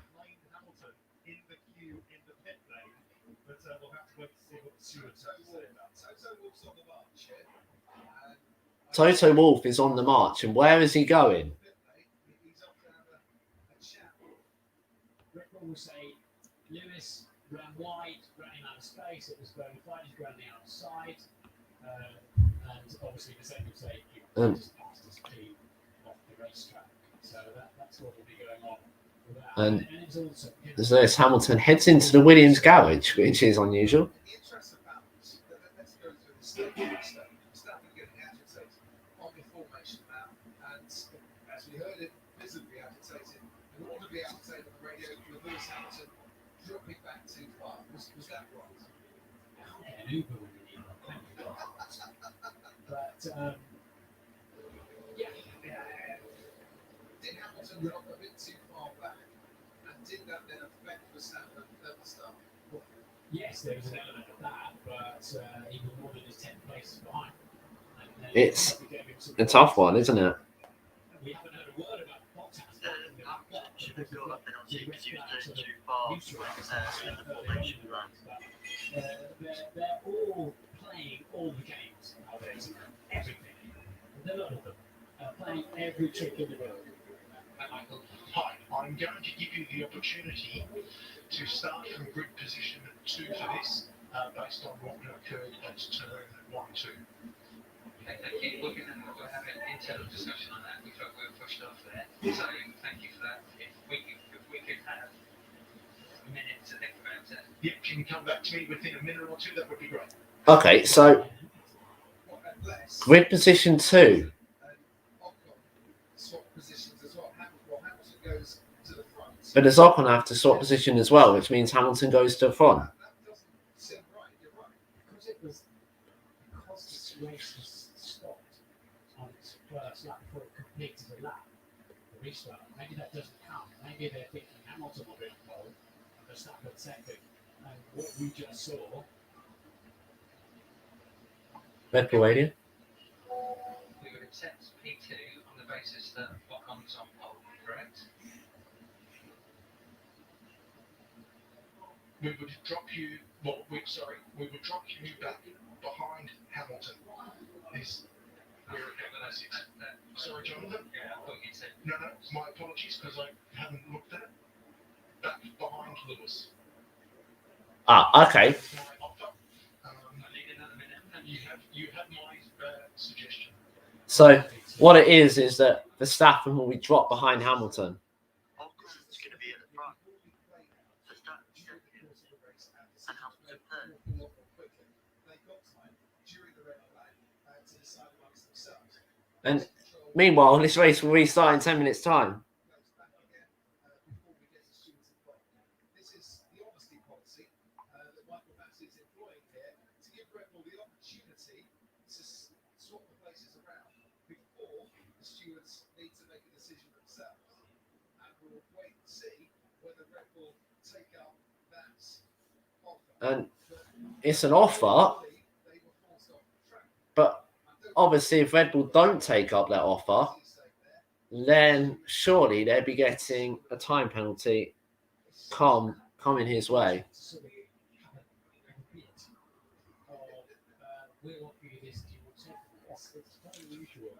think it's the right thing to do. You don't want to get the stewards involved. Red Bull think actually that's acceptable, but if they don't, you're going to have an argument. I'm going to see the stewards involved in that offer. Radio, it's FIA radio. So he will think so. That would put Esteban Ocon, Lewis 2, Max 3. That is the offer. So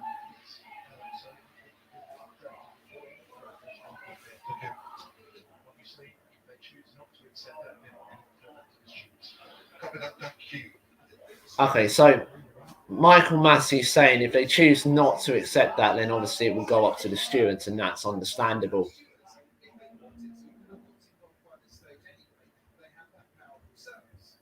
But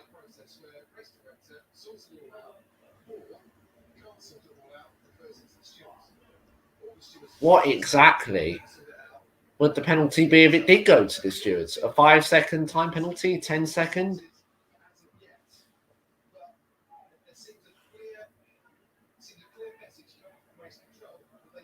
Red Bull to race control.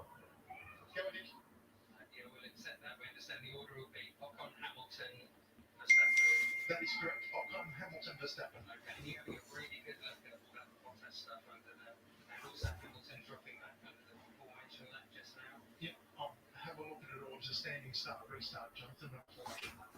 And Okay, no problems. I think they should take it to the stewards. I think they should take it to the stewards.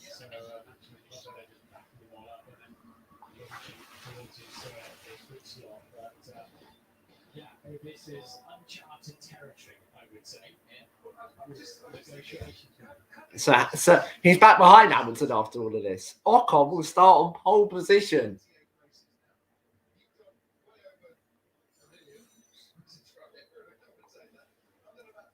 Hamilton was a long way ahead, a long way ahead of Verstappen going into that corner, and Verstappen went off the track and gained an advantage quite significantly.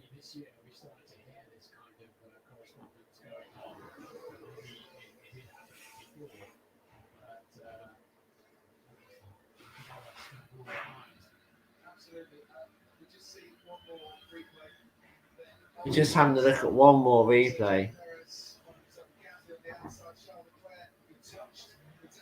And then Perez got touched by the clerk, which spun him into the wall.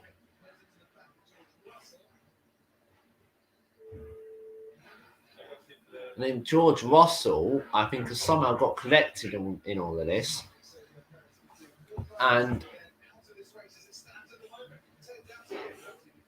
then Nikita Mazepin has then hit the stricken Williams of George Russell.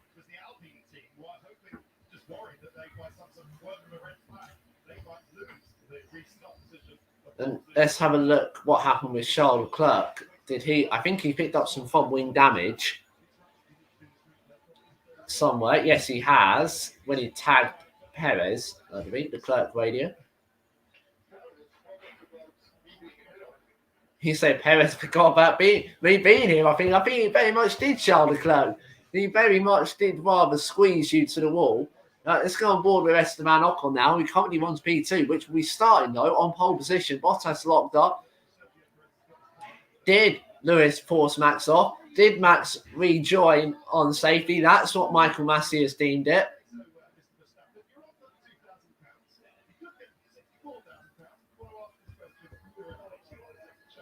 And let's have a look at Nikita Mazepin again. It's going to be, you don't want to see that.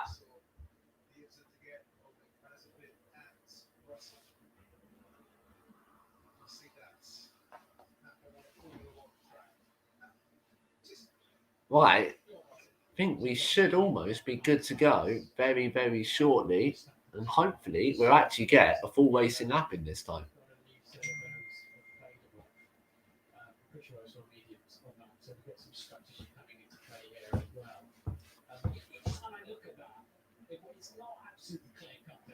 I can understand why Michael Massey's done that. Lewis was a long way ahead. We'll see it again now. Lewis was a long way ahead. Let's go on board with Verstappen. Lewis was much further ahead. Verstappen went so deep. He was never making the corner. Never in a million years was Verstappen making that corner. And he went off the circuit. And it was all four wheels off the track by a country mile, he was. So,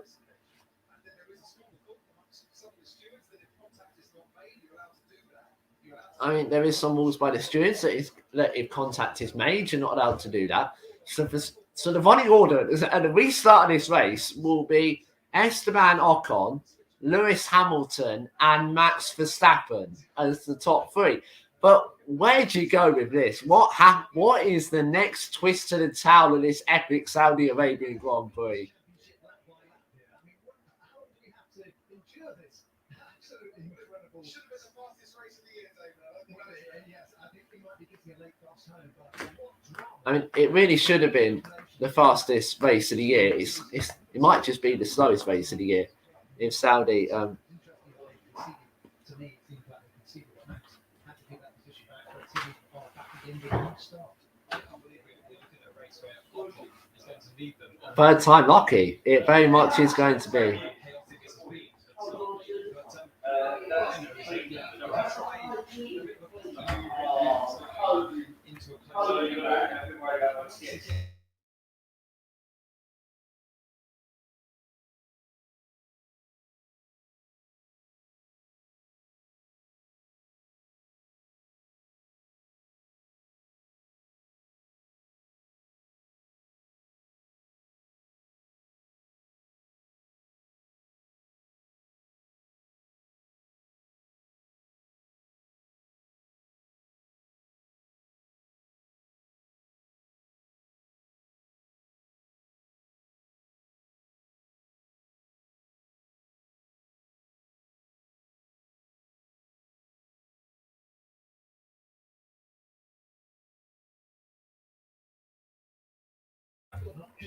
Yeah, we're back. To sit there in my car, looking at every single car as they did their practice stops. It was very interesting listening to the different strategies. It's going to be all about tyres, I've got a feeling. Max starting on those medium. Right, hopefully we can get round the first lap. Just an update for you. There's no update on the F2 drivers at this moment in time. If you're asking me that question right now, there's no update. As I said at the beginning of the stream, I'll bring you those updates as soon as I get them. So, yeah, there is no update. We are about to get this race restarted. Then had a second red flag because of a bit of a pile up at the first restart. But Verstappen was given a grid drop for pushing Lewis Hamilton off the circuit at the first corner. So Max Verstappen will now start in third position. So it's third position for Max Verstappen there. And so it'll be Esteban Ocon, of all people, on pole position.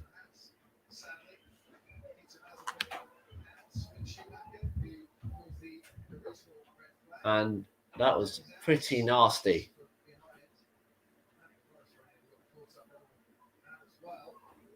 At the back. These cars were sent spinning and piling into each other.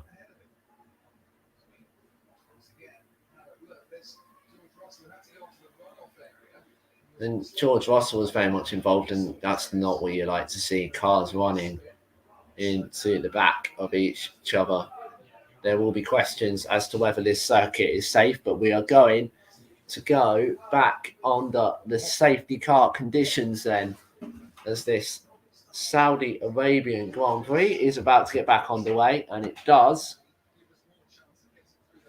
Obviously, Verstappen will pull into third position on his grid slot, but he's going to be leading the formation now. But I don't think we've had this ever before in an F1 Grand Prix. No, he's letting them through before and the exit turn 2.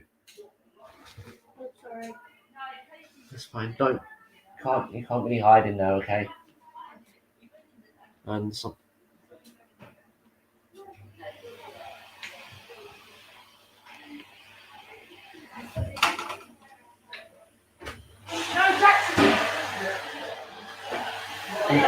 They are out.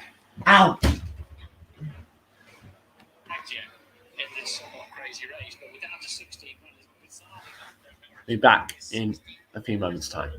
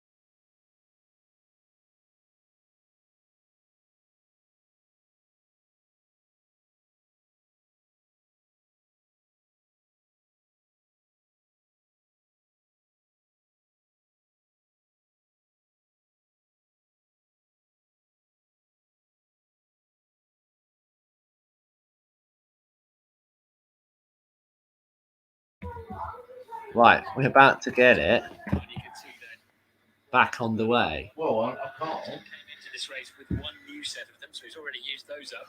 There's wires all hanging here. He started the Well, week, I hanging here Esteban before. Ocon, Esteban Ocon. the Ballon d'Or and hanging out with footballers, which he said was an absolute thrill.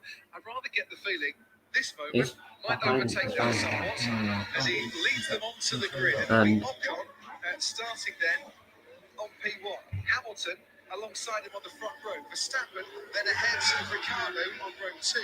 Bottas ahead of Gasly on row 3. Leclerc ahead of Giovinazzi on row 4. Sainz ahead of Vettel on row 5. Raikkonen ahead of Tsunoda on row 6. Alonso ahead of Stroll on row 7. I get Latifi ahead of James. Norris on row 8. They shouldn't have hidden. They hidden I've just had a go.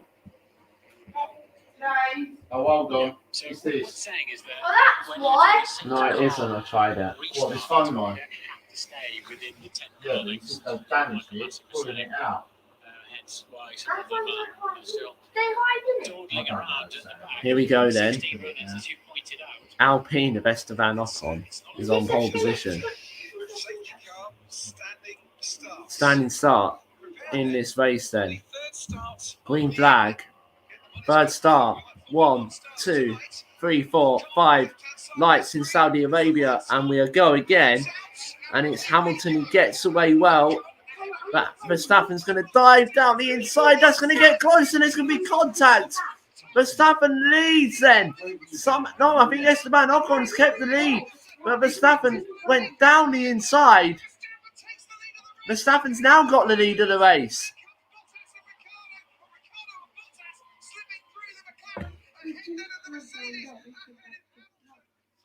But Verstappen leads. He got a lightning start from the second row of the grid.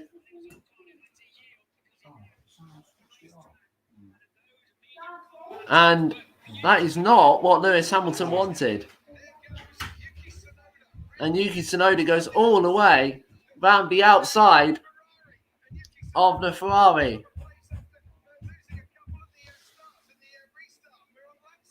Lap 17 then of this Saudi Arabian Grand Prix. Verstappen leads from Ocon. And Verstappen and Lewis Hamilton then.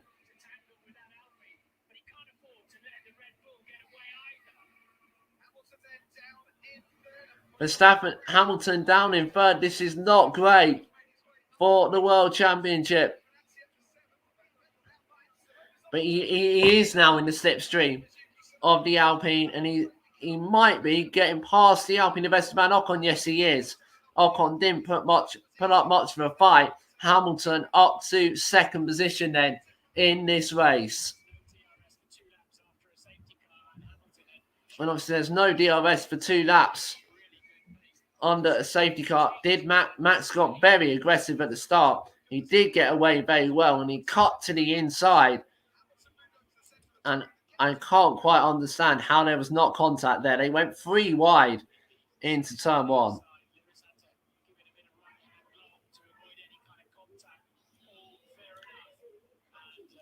That one was fair enough.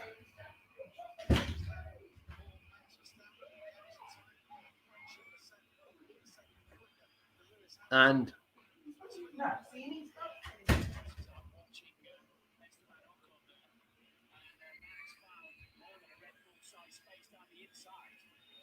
Max went down the inside, didn't he? He got a good start. Starting first or starting third, he's still come out in the lead of the race.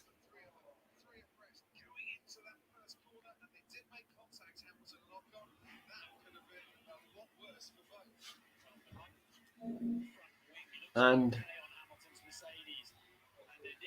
see how Bottas's Mercedes. There might well have been contact, actually, you know.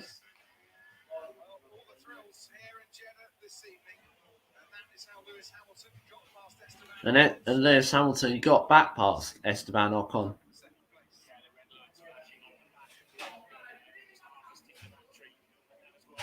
And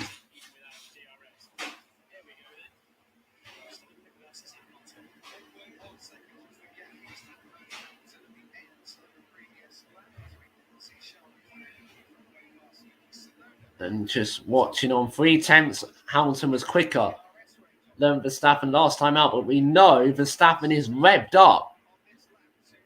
Hamilton's got the fastest lap. If it was to stay this way, it'd be 14 points in Verstappen's favour.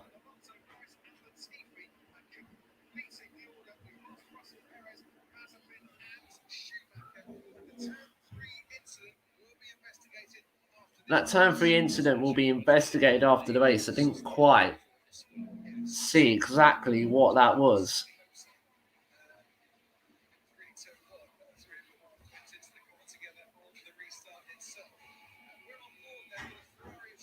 We're on board with Carlos Sainz, who's, after all of this melee, in 10th place.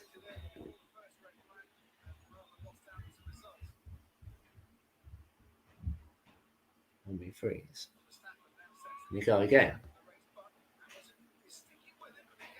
Max Verstappen now does the fastest lap. 1.1 seconds.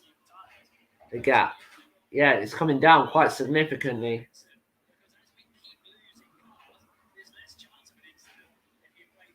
It's all 1.1. Oh, Verstappen reporting no power. Verstappen reporting no power.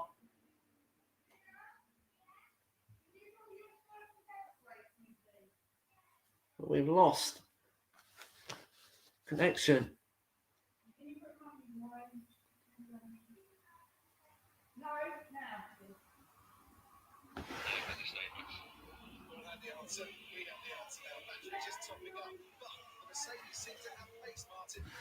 Just topping up the battery apparently. I think he's got it back, but the Mercedes seems to have pace here this afternoon.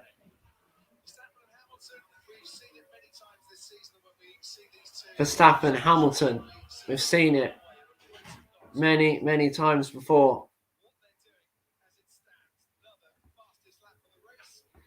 Another fastest lap of the race from Lewis Hamilton.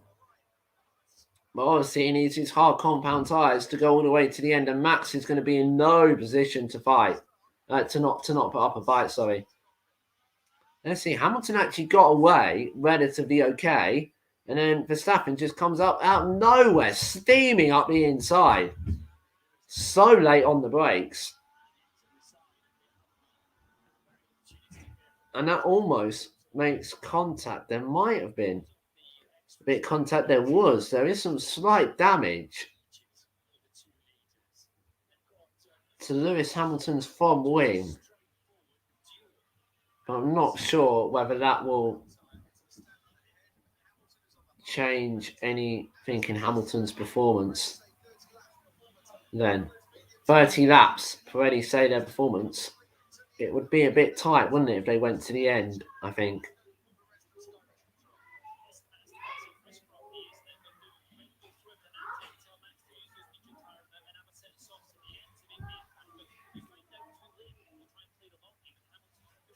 .1 seconds then.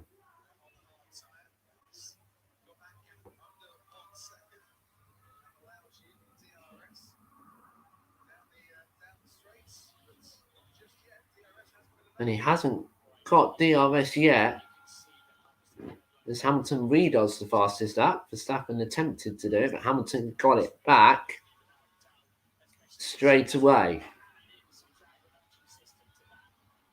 7 tenths now, so Hamilton will get DRS this time around, but we know Max Verstappen is so quick through sector 1,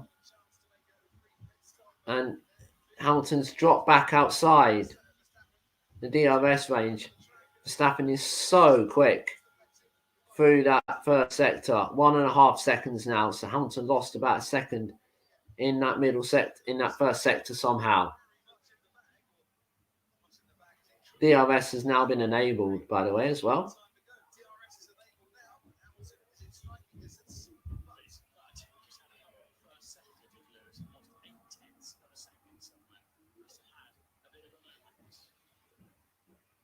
He lost 8/10 of a second, so either he is trying to do a recharge lap or he's had a moment.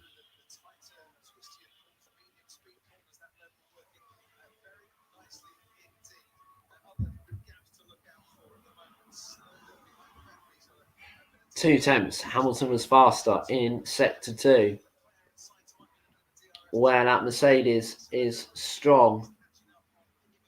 See who does the fastest lap as they come over the line. No one does it, is the true fact. So the fastest lap remains with Lewis Hamilton then. Valteri Bottas, who somehow ended up all the way down in 5th, is battling with the McLaren of Daniel Ricciardo.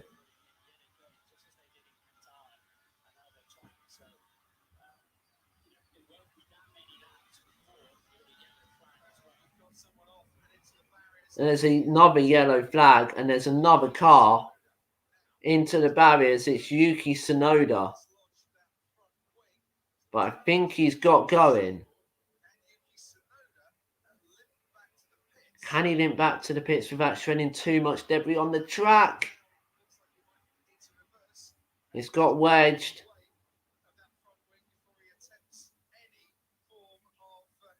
And he's lost his front wing now, completely. Brakes are on fire. But he's got going again. Virtual safety car now.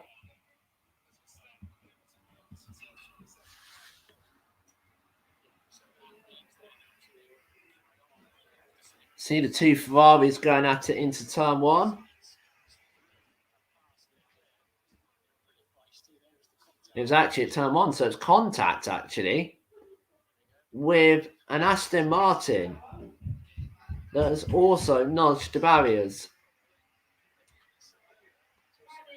Was that Sebastian Vettel? It was Sebastian Vettel, and that might well have given Vettel a puncture later on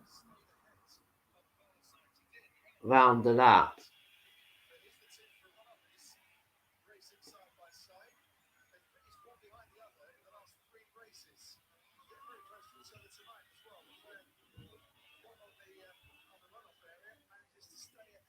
The virtual safety car remains out then.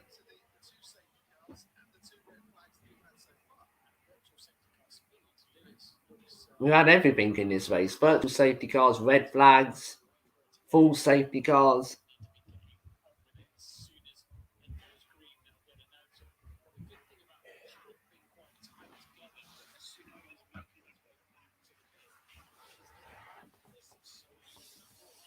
And virtual safety car then. So race neutralized again then. And I guess it's for debris on the circuit for this time.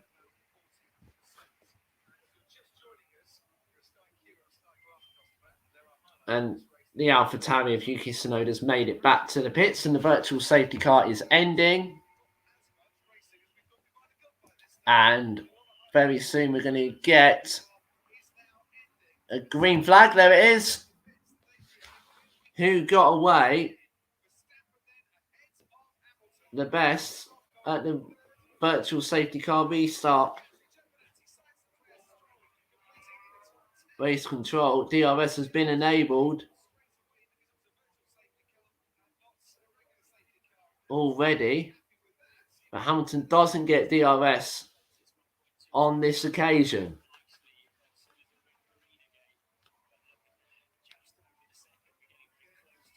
Just over a second, 1.1. Then very close, but we know Verstappen is mighty through the first sector. The sweeping corners suits the Red Bull really, really nicely.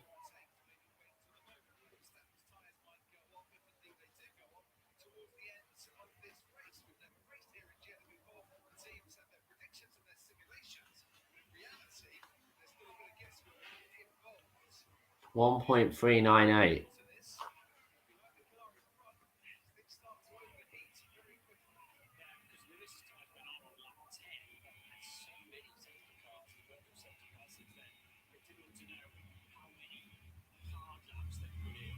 Oh. So difficult. We're half distance in this race.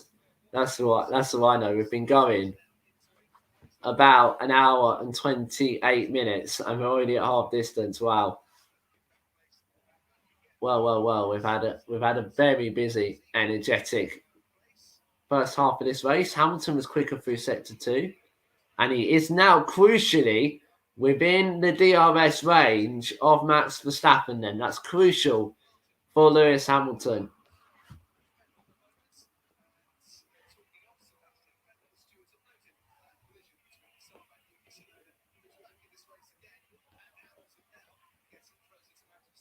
And let's go on board with Fernando Alonso. Oh, Alonso went round. Did he manage to avoid the barriers somehow? Yes. And a very, very, very lucky Fernando Alonso.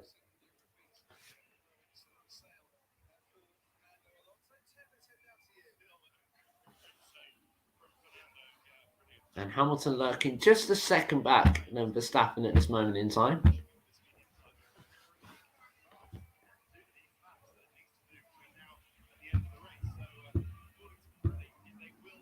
That turn 2 incident with Tsunoda and Vettel's under investigation for causing a collision. Here would you thought probably Yuki Tsunoda, because he was the one that maybe shouldn't have been there. Was that move really on?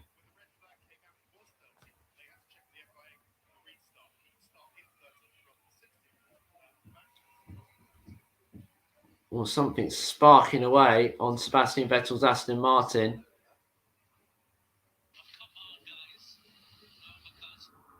Some bits are flying off it.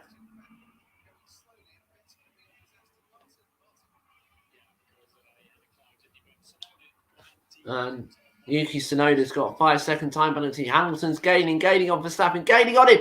He thinks about a move up the inside, but no. And he got a bit of oversteer on the exit of the corner. But that was turn 1. That is where the overtake's going to happen. If it is going to happen, Verstappen could turn in on him. It could get a bit feisty in this race.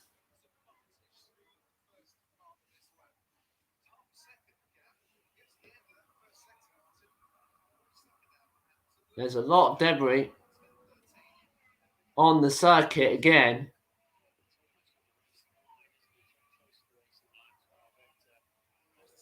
Petrolus tweeting, we're only halfway through and on the edge of our seats. We quite literally are on the edge of our seats. Hamilton 3/10 quicker on the last lap, and there's a pit stop for Kimi Räikkönen. It's slow. They're changing the front wing.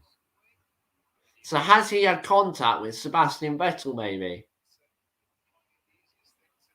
Hamilton's dropped back to 1.3 seconds now, just outside the DRS range. Let's have a look. Did he make contact with Sebastian Vettel? Hard to tell on that one. Oh, yeah, he did. He definitely did. He certainly did at the next part of the track. And it's a bit more like bumper cars tonight than Formula One cars, isn't it?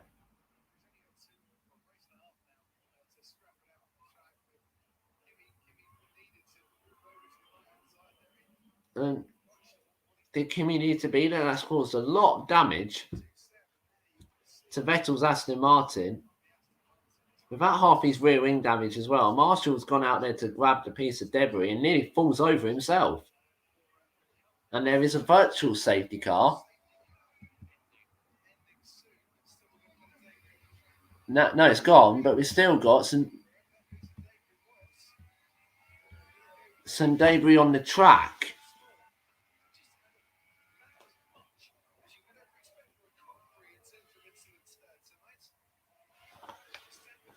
And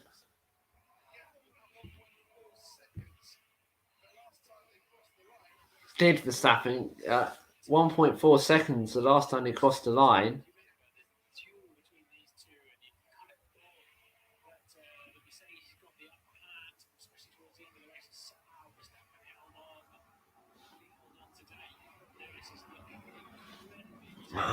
Which way is it going to fold? Which way will it go?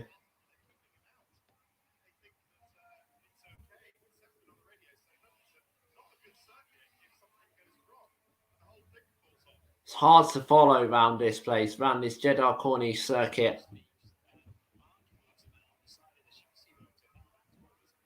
Reminds me a bit of Baku, but at night.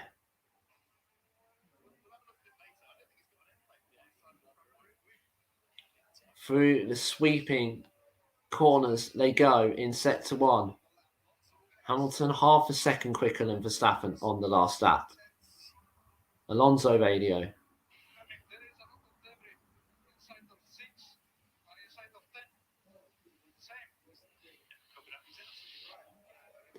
Alonso saying there's a lot of debris.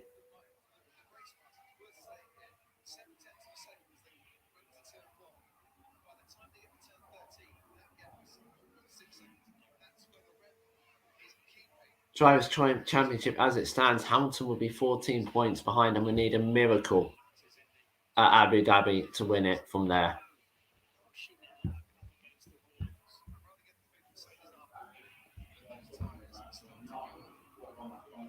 Virtual safety car now. As they clear up the debris again. Yeah, it's fine. It was unplugged. Well, that's the telephone line, I think. That's the telephone line, that's the BT sort of. So that one, everything else is working. I'll tell you why, this is off. That's gone off, that's all. Oh, if that's on. That might have been me though, because I did try that one. Oh, right, okay, so somehow or other they've unplugged that. Oh. That's why it's not working. It's just that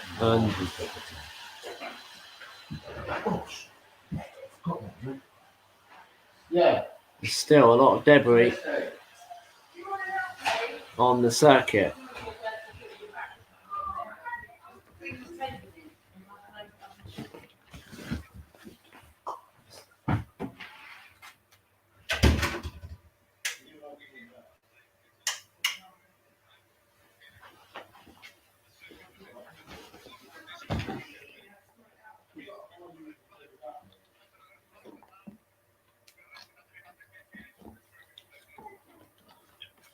And if you can't hear that, that's Alonso saying we're racing at 300 kph. It's the worst. The circuit's at its worst condition of the weekend, and we are racing at 300 kph and it's dangerous. Well, to be honest, he's kind of got a point.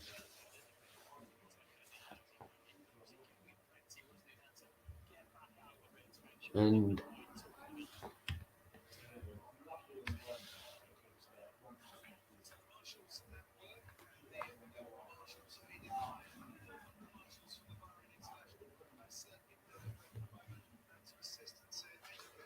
there's still debris lying on the track. Where is that? Kimi Raikkonen, Sebastian Vettel, we're having a look at it again.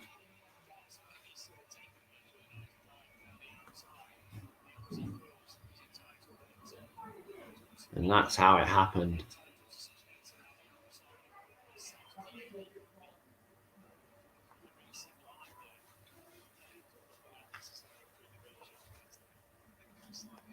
And so, just having a look at that replay. Should Kimi Raikkonen have been there? You could argue that, couldn't you? We're still racing. Oh well, we're still under the virtual safety car. It might well still yet go into a full safety car because there's a lot of debris on this Jeddah Corniche circuit that's rather taken a battering throughout today in this F2 and F1 race. They're staying off that curb there. This seems to be where the debris is.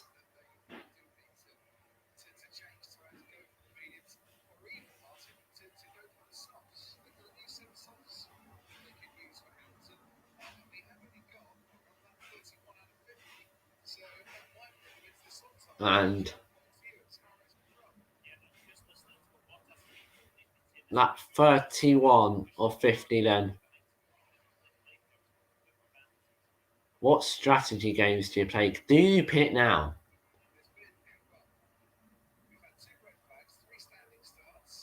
We've had 2 red flags, 3 standing starts, 2 safety cars, 1 safety car, 3 virtual safety cars.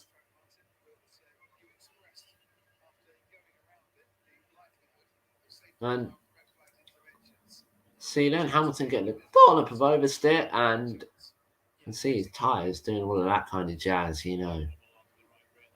7:10 then. We tick local time. 9:10 in 10:10, sorry, in Jeddah. 3 hours in front. They can run up to midnight, so that's not, well, 11:30 they can run up to. That's not a big problem. We're still under the virtual safety car now and then.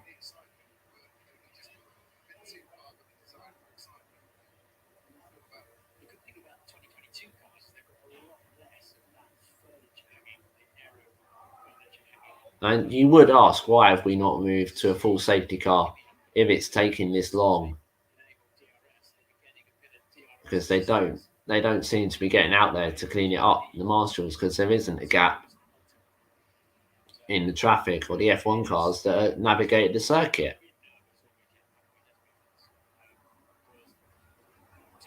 So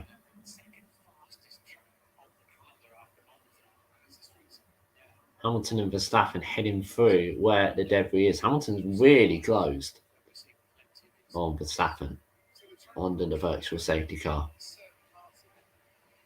Now, is that Verstappen backing him up, or is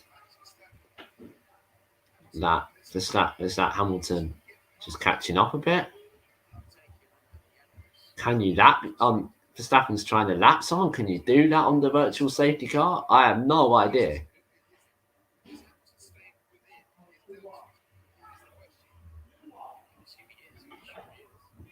Verstappen radio.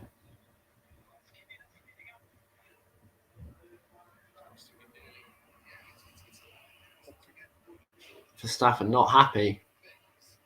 It's clear to say that.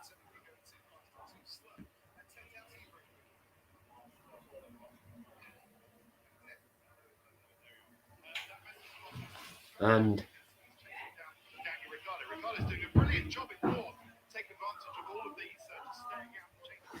we remain under the virtual safety car. Obviously, it can be withdrawn at any point, but it's been out for quite a few laps now, and there's still quite a lot of debris on this circuit.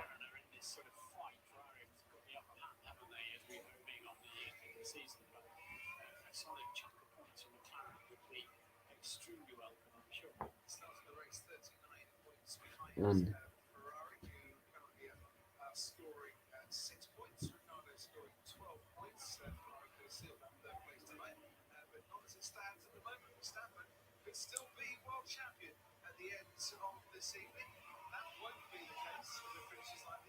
I mean, as it stands, Verstappen won't be world champion. And now the virtual safety car's ending.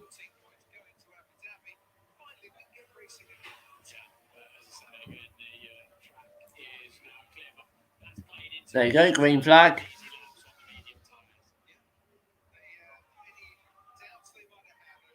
And that would have brought Hamilton a few extra laps over his tyres. Always Verstappen almost collects Raikkonen coming into turn 12, or through turn 12, should I say. Hamilton got held up with the traffic. 1.829 seconds is the gap.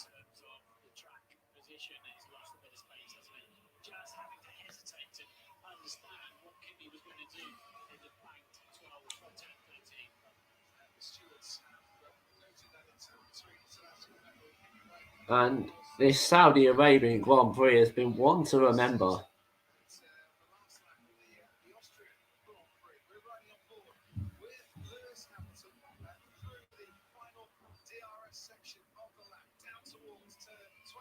We're on board with this, Hamilton. Through turn 27. He's gaining. He's not going to be close enough, though. 1.1 seconds, but we know he loses a good 3/10 in the first sector as Verstappen gets perilously close to the wall. How many times could I have said that word this evening?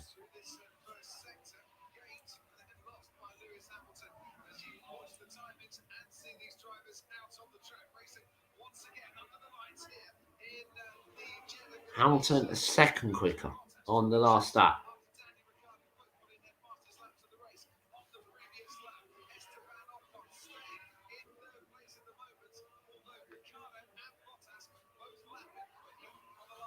.460 seconds. Hamilton needs to get within DRS range. He has to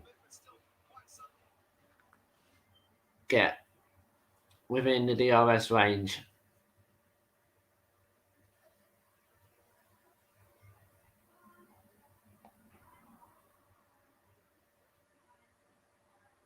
And I think he might have done it now. A look. So we keep losing connection this afternoon. The computer just really is not playing ball. Look. Oh, there you go. Verstappen did set Hamilton got the fastest lap back. And he's 1.129 seconds. So he's still saying Hamilton 9.305 seconds quicker. 0.935 seconds quicker. That can't be right. It's been saying that for the past few laps. 9/10 now, though. Can Hamilton? No, it's gone up to 1.2, 1.3. Hamilton just really does not like this middle set. This first set to 1.4, nearly 1.5. That's about 0.6 of a second in the first sector alone towards Max Verstappen. And there's more debris on the circuit.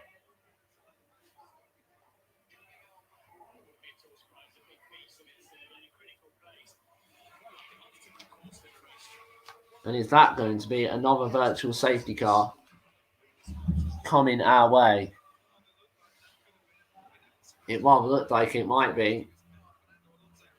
1.143. The gap.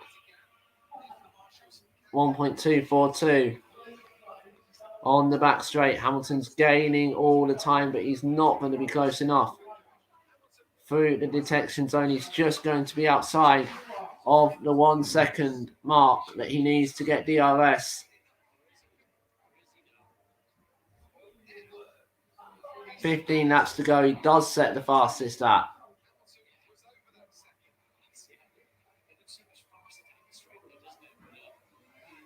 0.6, but he's going to lose it all in the first sector because Mercedes virtual safety car now. Again.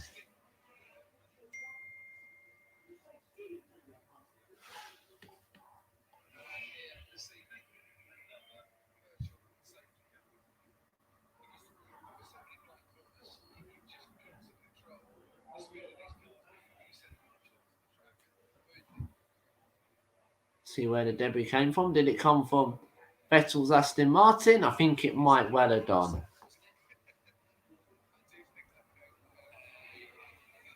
And the virtual safety car is ending, so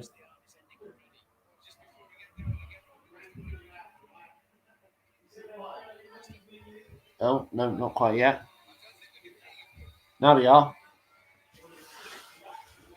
And how close is Hamilton going to be to Verstappen this time? DRS enabled again. Hamilton gaining 0.2 faster he is at the moment. He's got DRS into the final corner.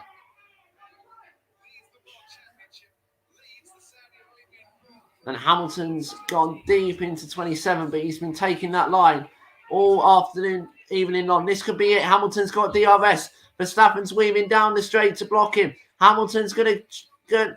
Is he going to go to the outside of Max Verstappen? They're going wheel to wheel, and Hamilton, they almost made contact. Hamilton had to go off the circuit. And they did touch that time. once again, Hamilton and Verstappen collide, but they both carry on. And that one will be going to the stewards as well.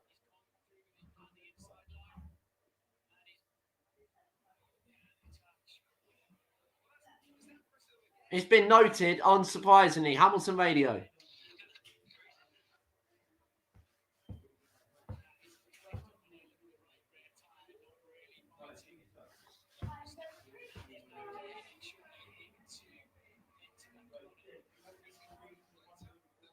And Verstappen is just turning so feisty this afternoon. Or this evening in Jeddah.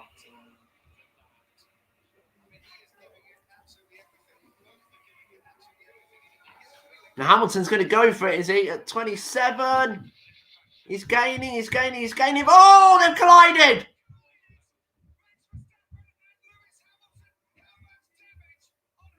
They've collided, and this is... Hamilton's got front wing damage.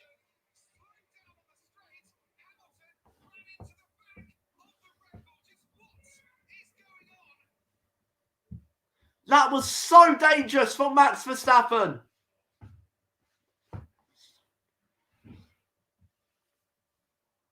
And what is going on in this Saudi Arabian Grand Prix?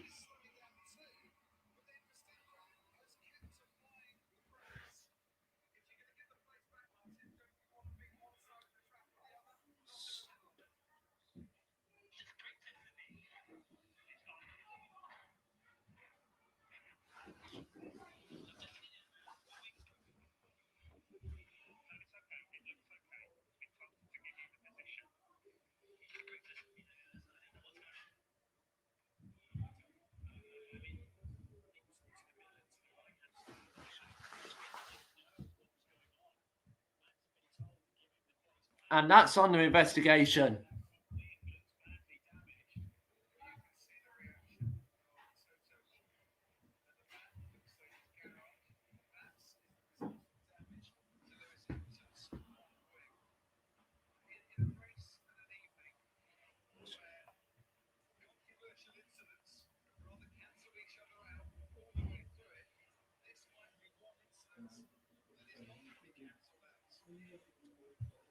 Hamilton radio.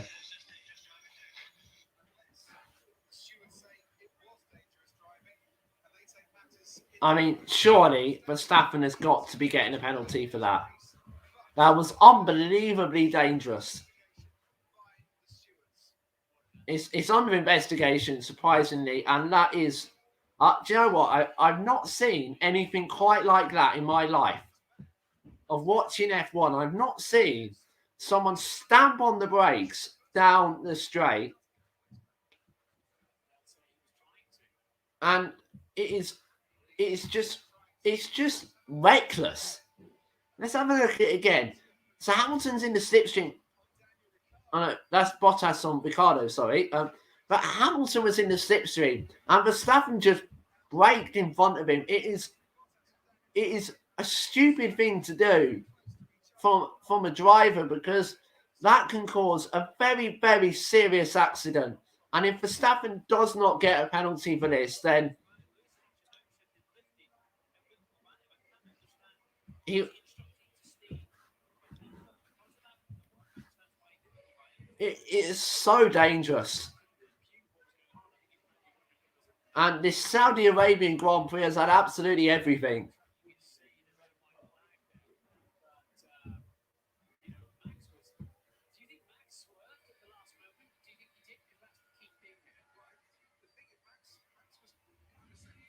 I mean,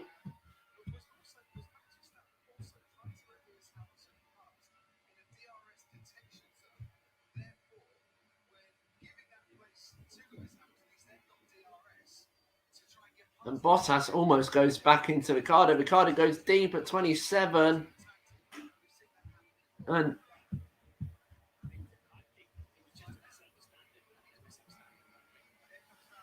Martin Rundle saying it's just a misunderstanding, but we'll see what the stewards interpret on this. But I really don't think you should be stamping on the brakes with a car behind you. You can see that in the mirrors.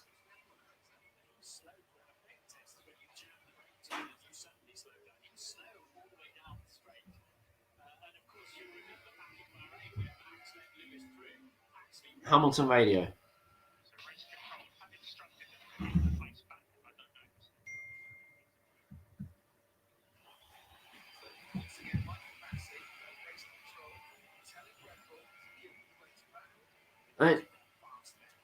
Red Bull's been told to give the place back, but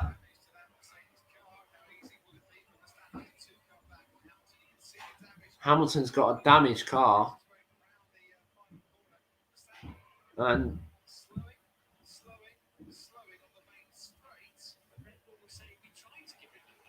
Verstappen.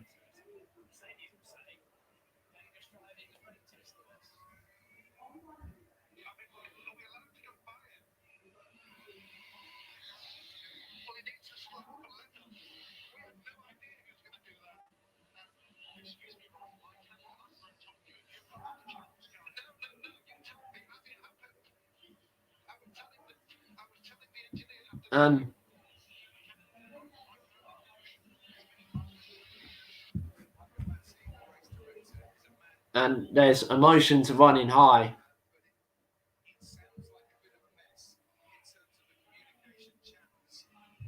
But it does sound like a bit of a mess with the communication chat.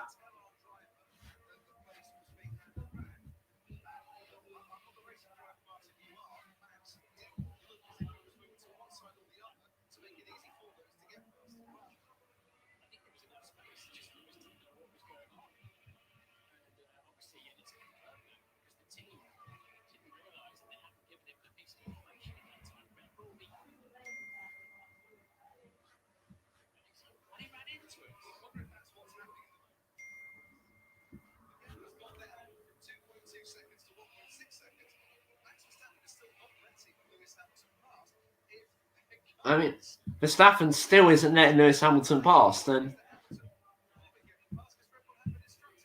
this race might be going to the stewards, actually. Well, it is going to the stewards, but we might not get the...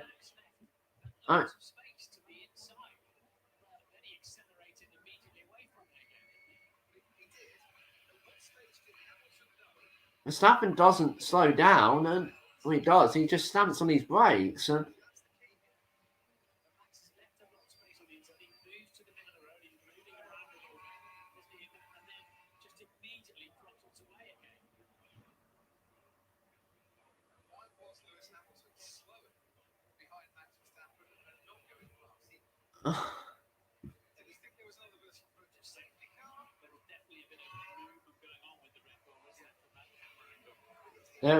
the Red Bull was weaving as it happened, and I think Red Bull are arguing he was letting him through. I don't think he was.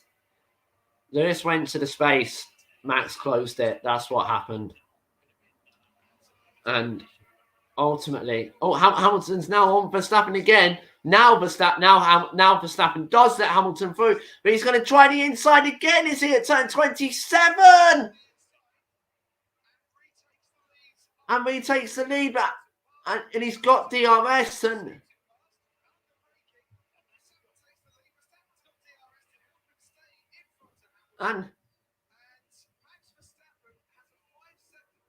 Verstappen's been given a penalty.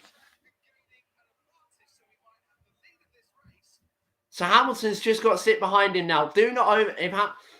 Verstappen's been given a 5-second time penalty for leaving the track and gaining an advantage.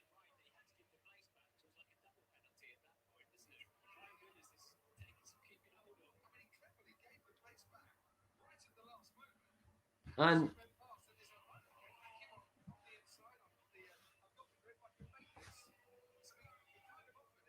so Verstappen's now got to put his foot down. Hamilton's got to stay within 5 seconds of him.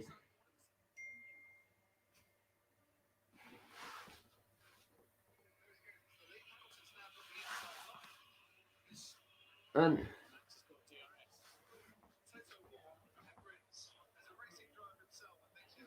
It was a smart move from Max, you have to say.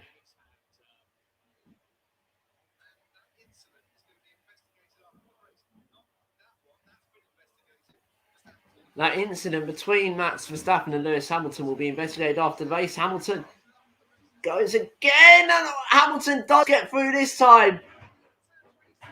Hamilton is through, and Hamilton is in the lead of the Saudi Arabian Grand Prix.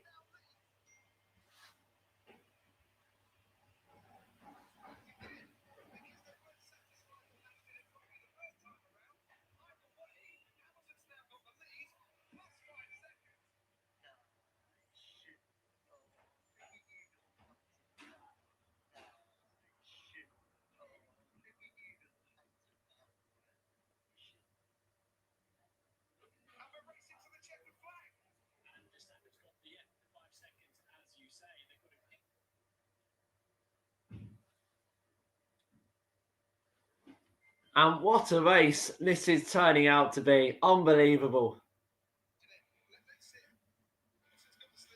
Let's see it again.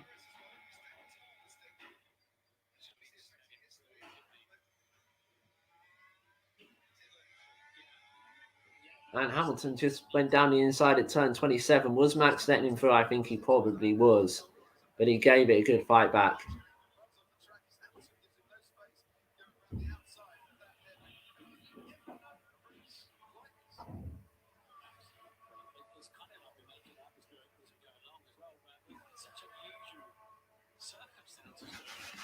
And this race is unbelievable. As it stands, it'd be a dead tie going into the final round.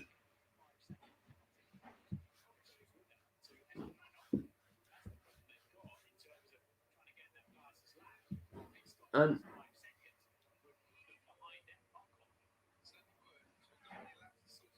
45 of 50. And if Hamilton's front wing and his tyres can go 5 more laps, he'll win the inaugural Saudi Arabian Grand Prix. That has been something to remember.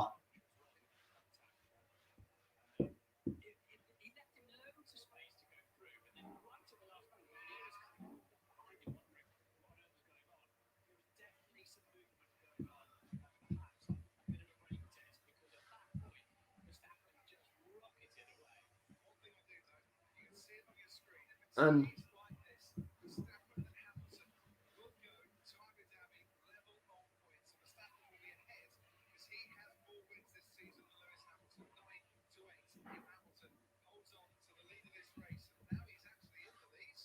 Mercedes to Hamilton. Radio?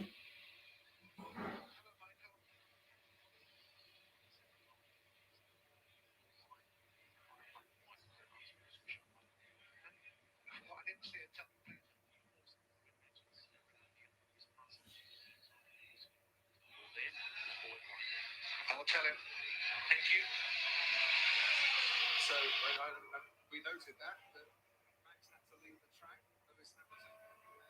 And someone's coming into the pits. I think it might be Sebastian Vettel. And Lewis Hamilton's been told not to do what he did again. And that 48 of 50.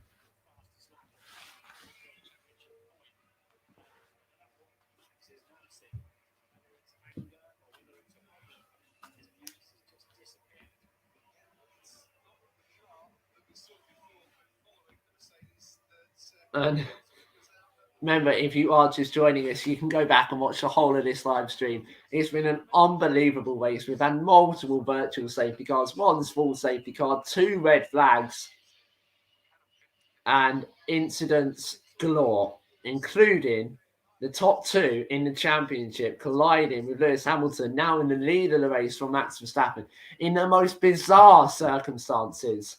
And many will argue Verstappen should be penalised. Verstappen has got a 5-second penalty, by the way, as well, but it won't make much to Hamilton radio.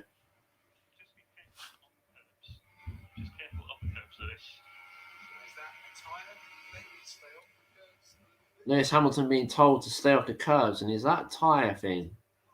Is there another twist to the tail of this Saudi Arabian Grand Prix as more bits fly off that Mercedes front wing? That 47 of 50 then. I don't think it's quite over yet. It's not over till it's over in F1. We've learned that. Hamilton being told to stay off the curbs.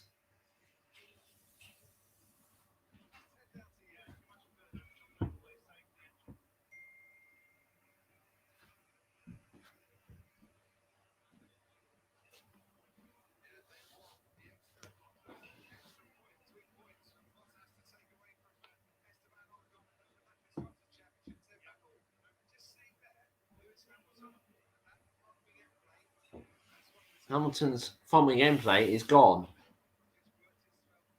Can he nurse it to the end of the race?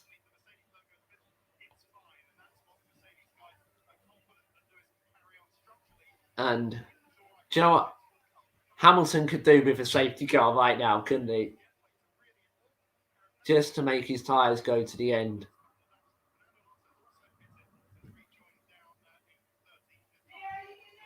It's the fastest lap for Lewis Hamilton.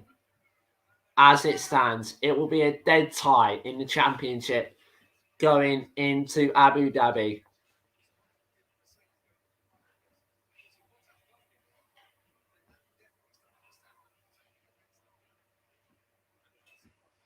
And Hamilton's got 6.5 seconds now.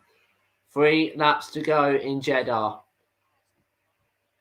And I think it's fair to say we'll all be looking forward to coming back to Saudi Arabia next year. Can we race in Saudi Arabia every week? It's been absolutely fantastic. From lights out to where we currently are now with 2 laps to go.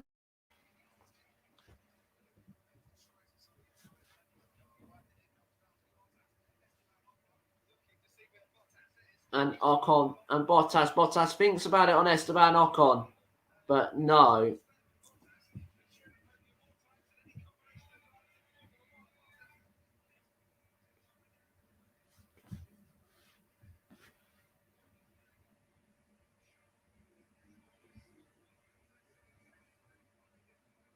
And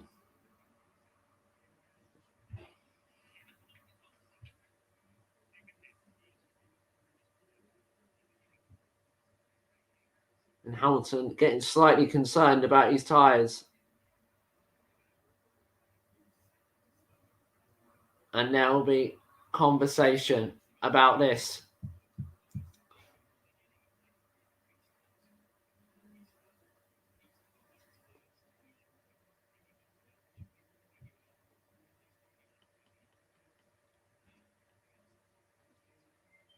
And as we head on to the penultimate lap of this Saudi Arabian Grand Prix, and we are going to be talking about this from years to come. Never mind days, never mind months, years to come.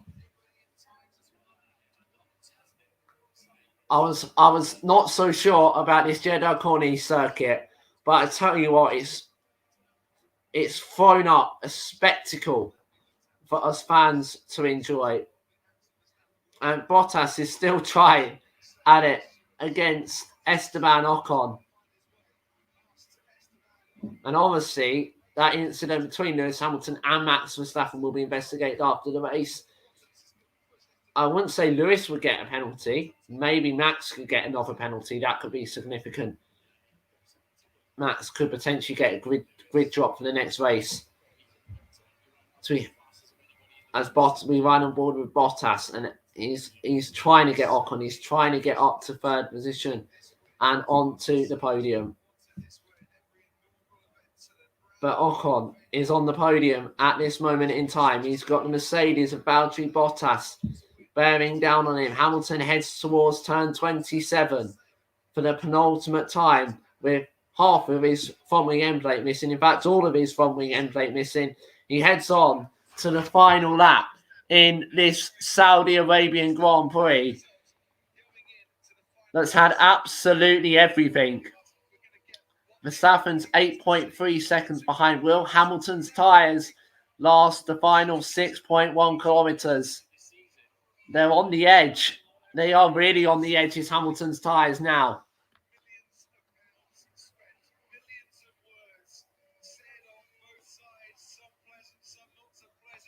Millions of pounds have been spent. Billions of words have been said. Some for this race, some against it. But I tell you what, it's provided us with an F1 classic in Saudi Arabia. Hamilton heads through the bank corner, turn 13 for the final time.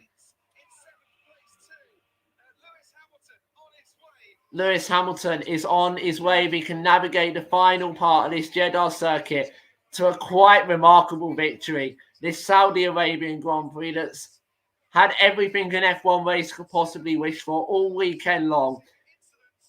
We've had incidents, we've had collisions, we've had the top two in the championship colliding, but carry on. We've had penalties, we've had absolutely everything you could wish for. Red flags, safety cars, virtual safety cars, but Hamilton heads round to the final corner. It's going to be a dead tie in the top of the championship going into Abu Dhabi, where this F1 championship takes another massive twist as Lewis Hamilton wins the Saudi Arabian Grand Prix and ties the championship going into the final race. And what's the final race it is going to be? This Saudi Arabian Grand Prix that's been predominantly at the stewards, but has had incidents everywhere you look, is finally won by the British driver. And Bottas gets Ocon on the line. Oh, you feel for Ocon.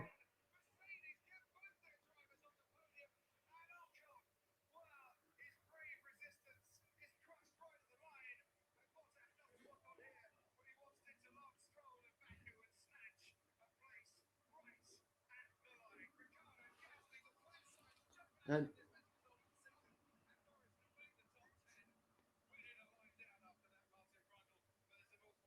it's a dead tie, and it's one of those where actually I might need to take a rest.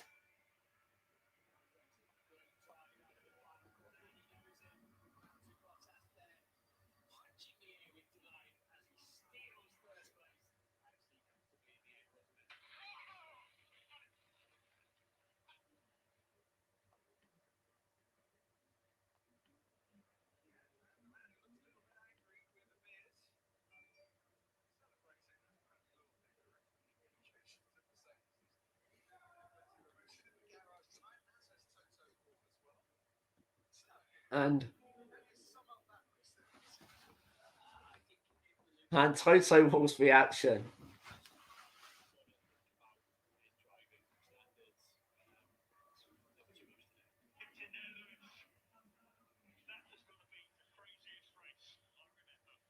And Bono saying that's got to be the craziest race he can remember. I have to say, I agree with you, Bono. That was unbelievable.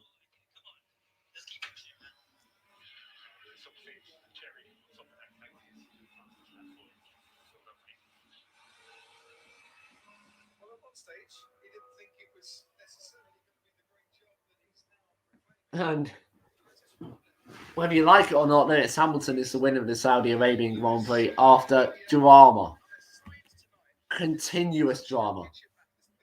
That started, well, lap one really, but the first major incident was when Mick Schumacher went into the barriers.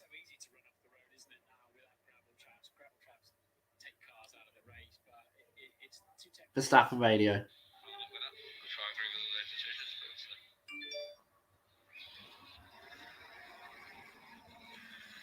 It is what it is, mate. I tried at least. It is indeed. Don't worry. Still in the lead of the championship. By dint of having. Yeah, good effort, Max. I don't know why he did it. Why he put on the back of you like that. It made no sense at all. And Christian Horner saying it made no sense at all. He was trying to get in the slipstream, wasn't he? Come on, Christian, you've got to be up with that one. Toto will clapping Lewis Hamilton in.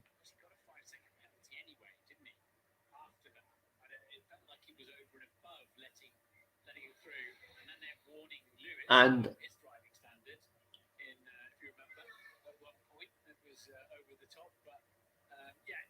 there's aggressive, determined, feisty racing, and then there's what we saw this evening, which was too much.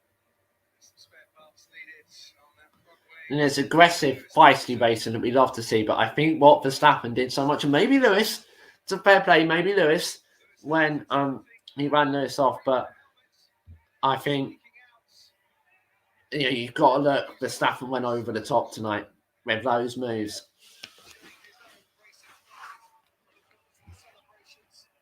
And we will debrief it all on Thursday, when hopefully we'll get the steward's verdict on that incident as well. In the F1 show, when hopefully we'll have Charlie Tolhurst back as well. Light show takes place. It was the F1 show, wasn't it? It was quite literally our F1 show on the track in Saudi Arabia. Incredible.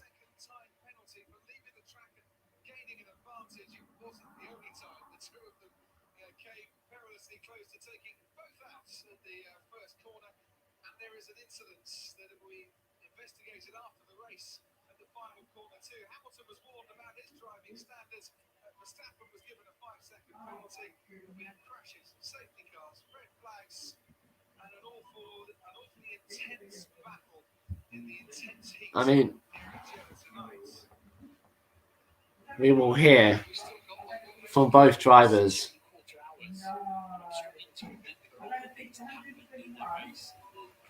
very soon.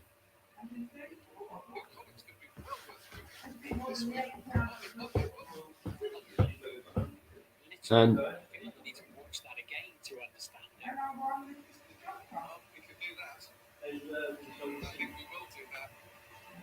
we await the driver interviews from Saudi Arabia.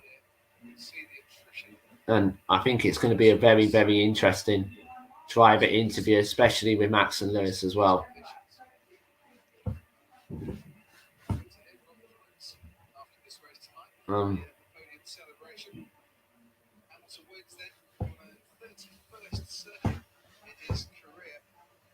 Hamilton, again, is the only driver to win at every single circuit he's raced at in his career. Not in F1, but in his junior career, including F1.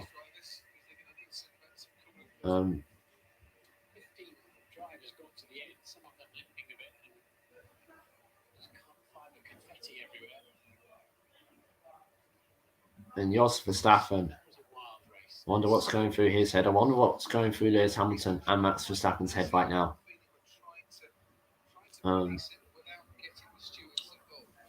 All I can say is, so Frank Williams was watching on. I hope he was from heaven, because he'd have loved that race. He'd have loved it, loved it, loved it. Still no update on the F2 drivers, by the way. We follow us on social, Jack_Formula_1, Instagram, TikTok, and Twitter. We'll keep you updated across all of those social media platforms.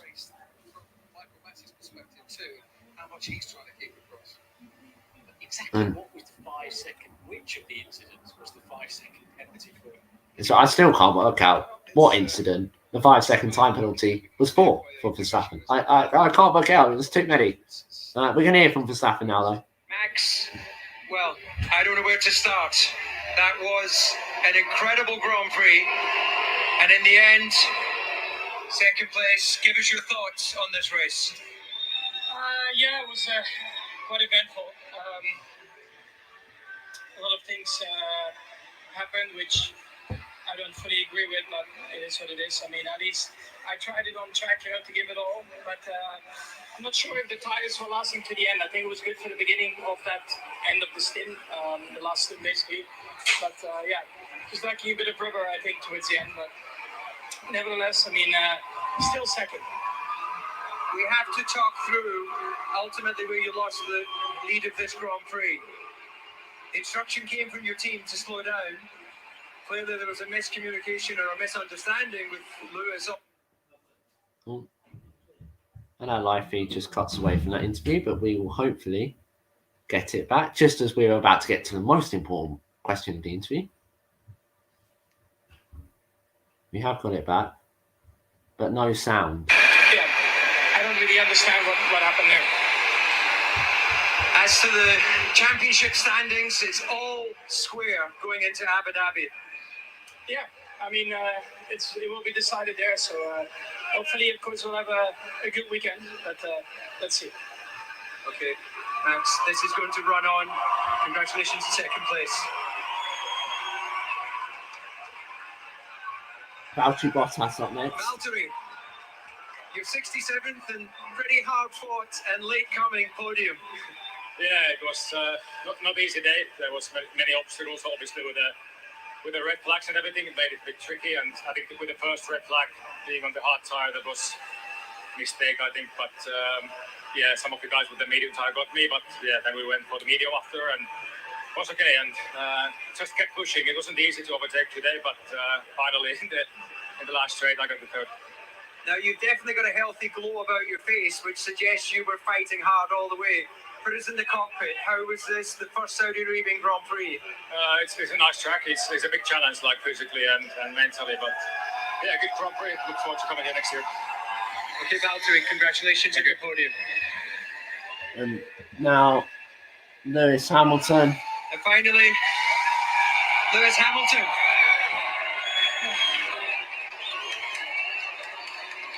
Lewis, your 103rd, and I think your hardest fought victory in Formula One. I don't know. I've been racing here a long time, but that was incredibly tough. And I tried to be as sensible and as tough as I could be out there, but also sensible. And with all my race experience over the years, just keeping the car on track and staying clean, it was difficult, but we persevered as a team. We've had all sorts of things thrown at us in these, particularly in the second half of the season.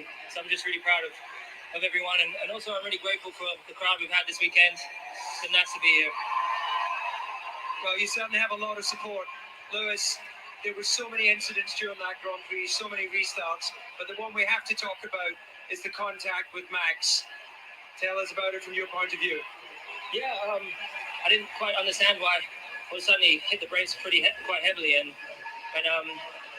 then I ran into the back of him, and then he moved on. So I didn't understand exactly what was going on. And I got a message afterwards that he was going to let us pass. So it was a bit confusing. We're all square going into Abu Dhabi. This championship can go either way. Well, they've got some raw pace. They've been so quick. It's very hard to overtake them here, but. We've done an amazing job with what we have. Valtteri did a great job today to get the team points as well. So it's great points for the team. This is for all the guys and girls back at the factory. The emotions are running very high with the team during the race. You seen the low camera in the cockpit. Some clothing thoughts on this victory and this first Saudi Arabian Grand Prix. Well, it's been an amazing event. As I said, I felt very, very welcome here. The people have been lovely, and the track is phenomenal. Oh, we've lost it again. Let's hopefully we can get it back. Why do we lose it? The most important instrument. Lewis Hamilton, Valtteri Bottas, and Max Verstappen talking to David Coulthard. Apologies if your picture drops out for a few moments during Max's interview. Any further thoughts from Christian Horner? It's good to hear from the backgrounds of the greatest late driver of the day. And it's really what's Max Verstappen.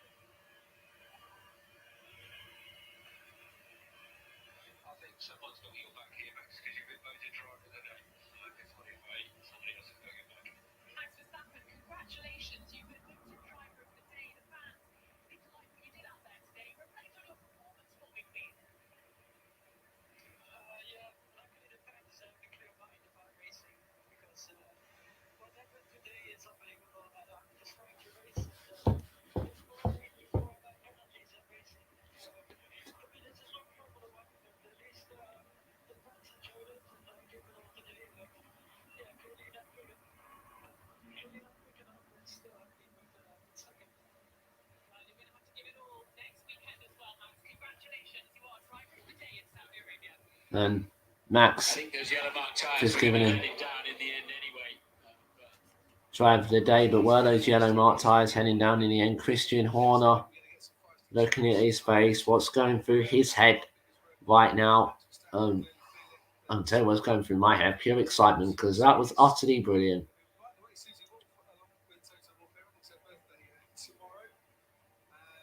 as the light show again is taking place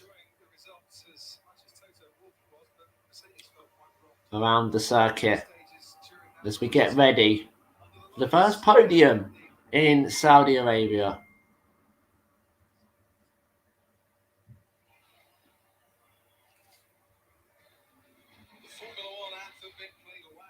The Formula One anthem being played loud here in Jeddah this evening.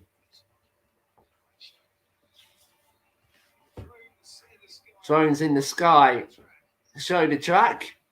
A very, very impressive drone display, may I just say. Brand new circuit, and what a circuit it's proving to be. Have to say, it might be up there with one of my favourites. You know, more drones coming now. All the drones are even lighting up. I mean, come on, this is pretty expensive stuff going on in Jeddah this evening. Light show, drone show, F1 show. Not our F1 show, but you know, possibly the greatest F1 show we could have all wished for. There's the lights wipe their way around, and this light show is looking rather spectacular. I mean,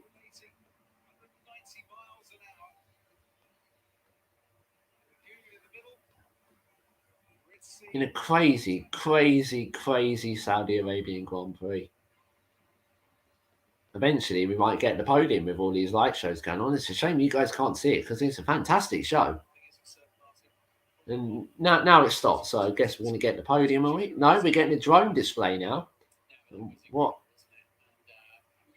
I mean, and that's fireworks, actually. It's pretty spectacular. I must admit, you know, a lot of money's gone into this, and it's rather amazing.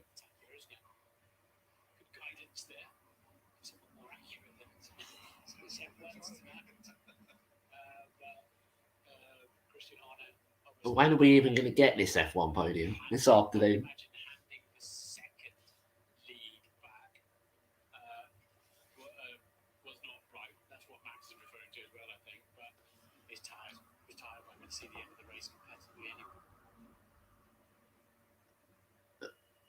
Right, as we head onto the podium now, on the rather massive podium now, should I say. The drivers will very quickly be making their way out shortly.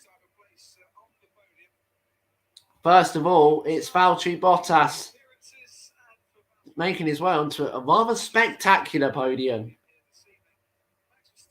Third position, Max Verstappen comes home in second after a controversial moment with the race winner in the end, Lewis Hamilton, and waves to the crowd. And in his honour, we hear the British and German national anthems. As he goes for that record-breaking 8th world title.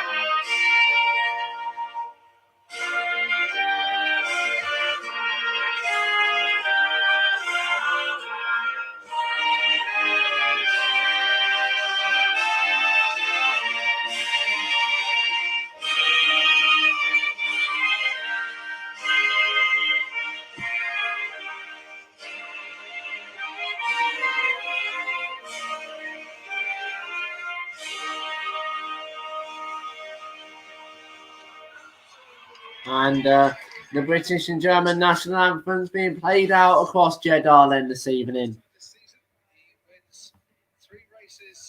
And for the first time this season, Lewis Hamilton wins 3 races in a row. The third place trophy, we're going in a different order this time, is presented by to Valteri Bottas. Raises it high in the air and we'll place it down. Second place trophy is going to be presented by the Prince Khalid by Sultan to Max Verstappen then. And a thumbs up. I don't think he wanted that trophy. I think he wanted the one Lewis Hamilton is about to get, which is a rather lovely trophy indeed. Actually, no, that one's going to the team principal. The one they're just about to give out. Lewis Hamilton's is going to be the next one, which is the nice trophy. And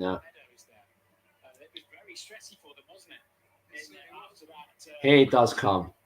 Lewis Hamilton's trophy, and he's going to pick it up. What celebration is he going to do? He's going to rise it high into the air at his team.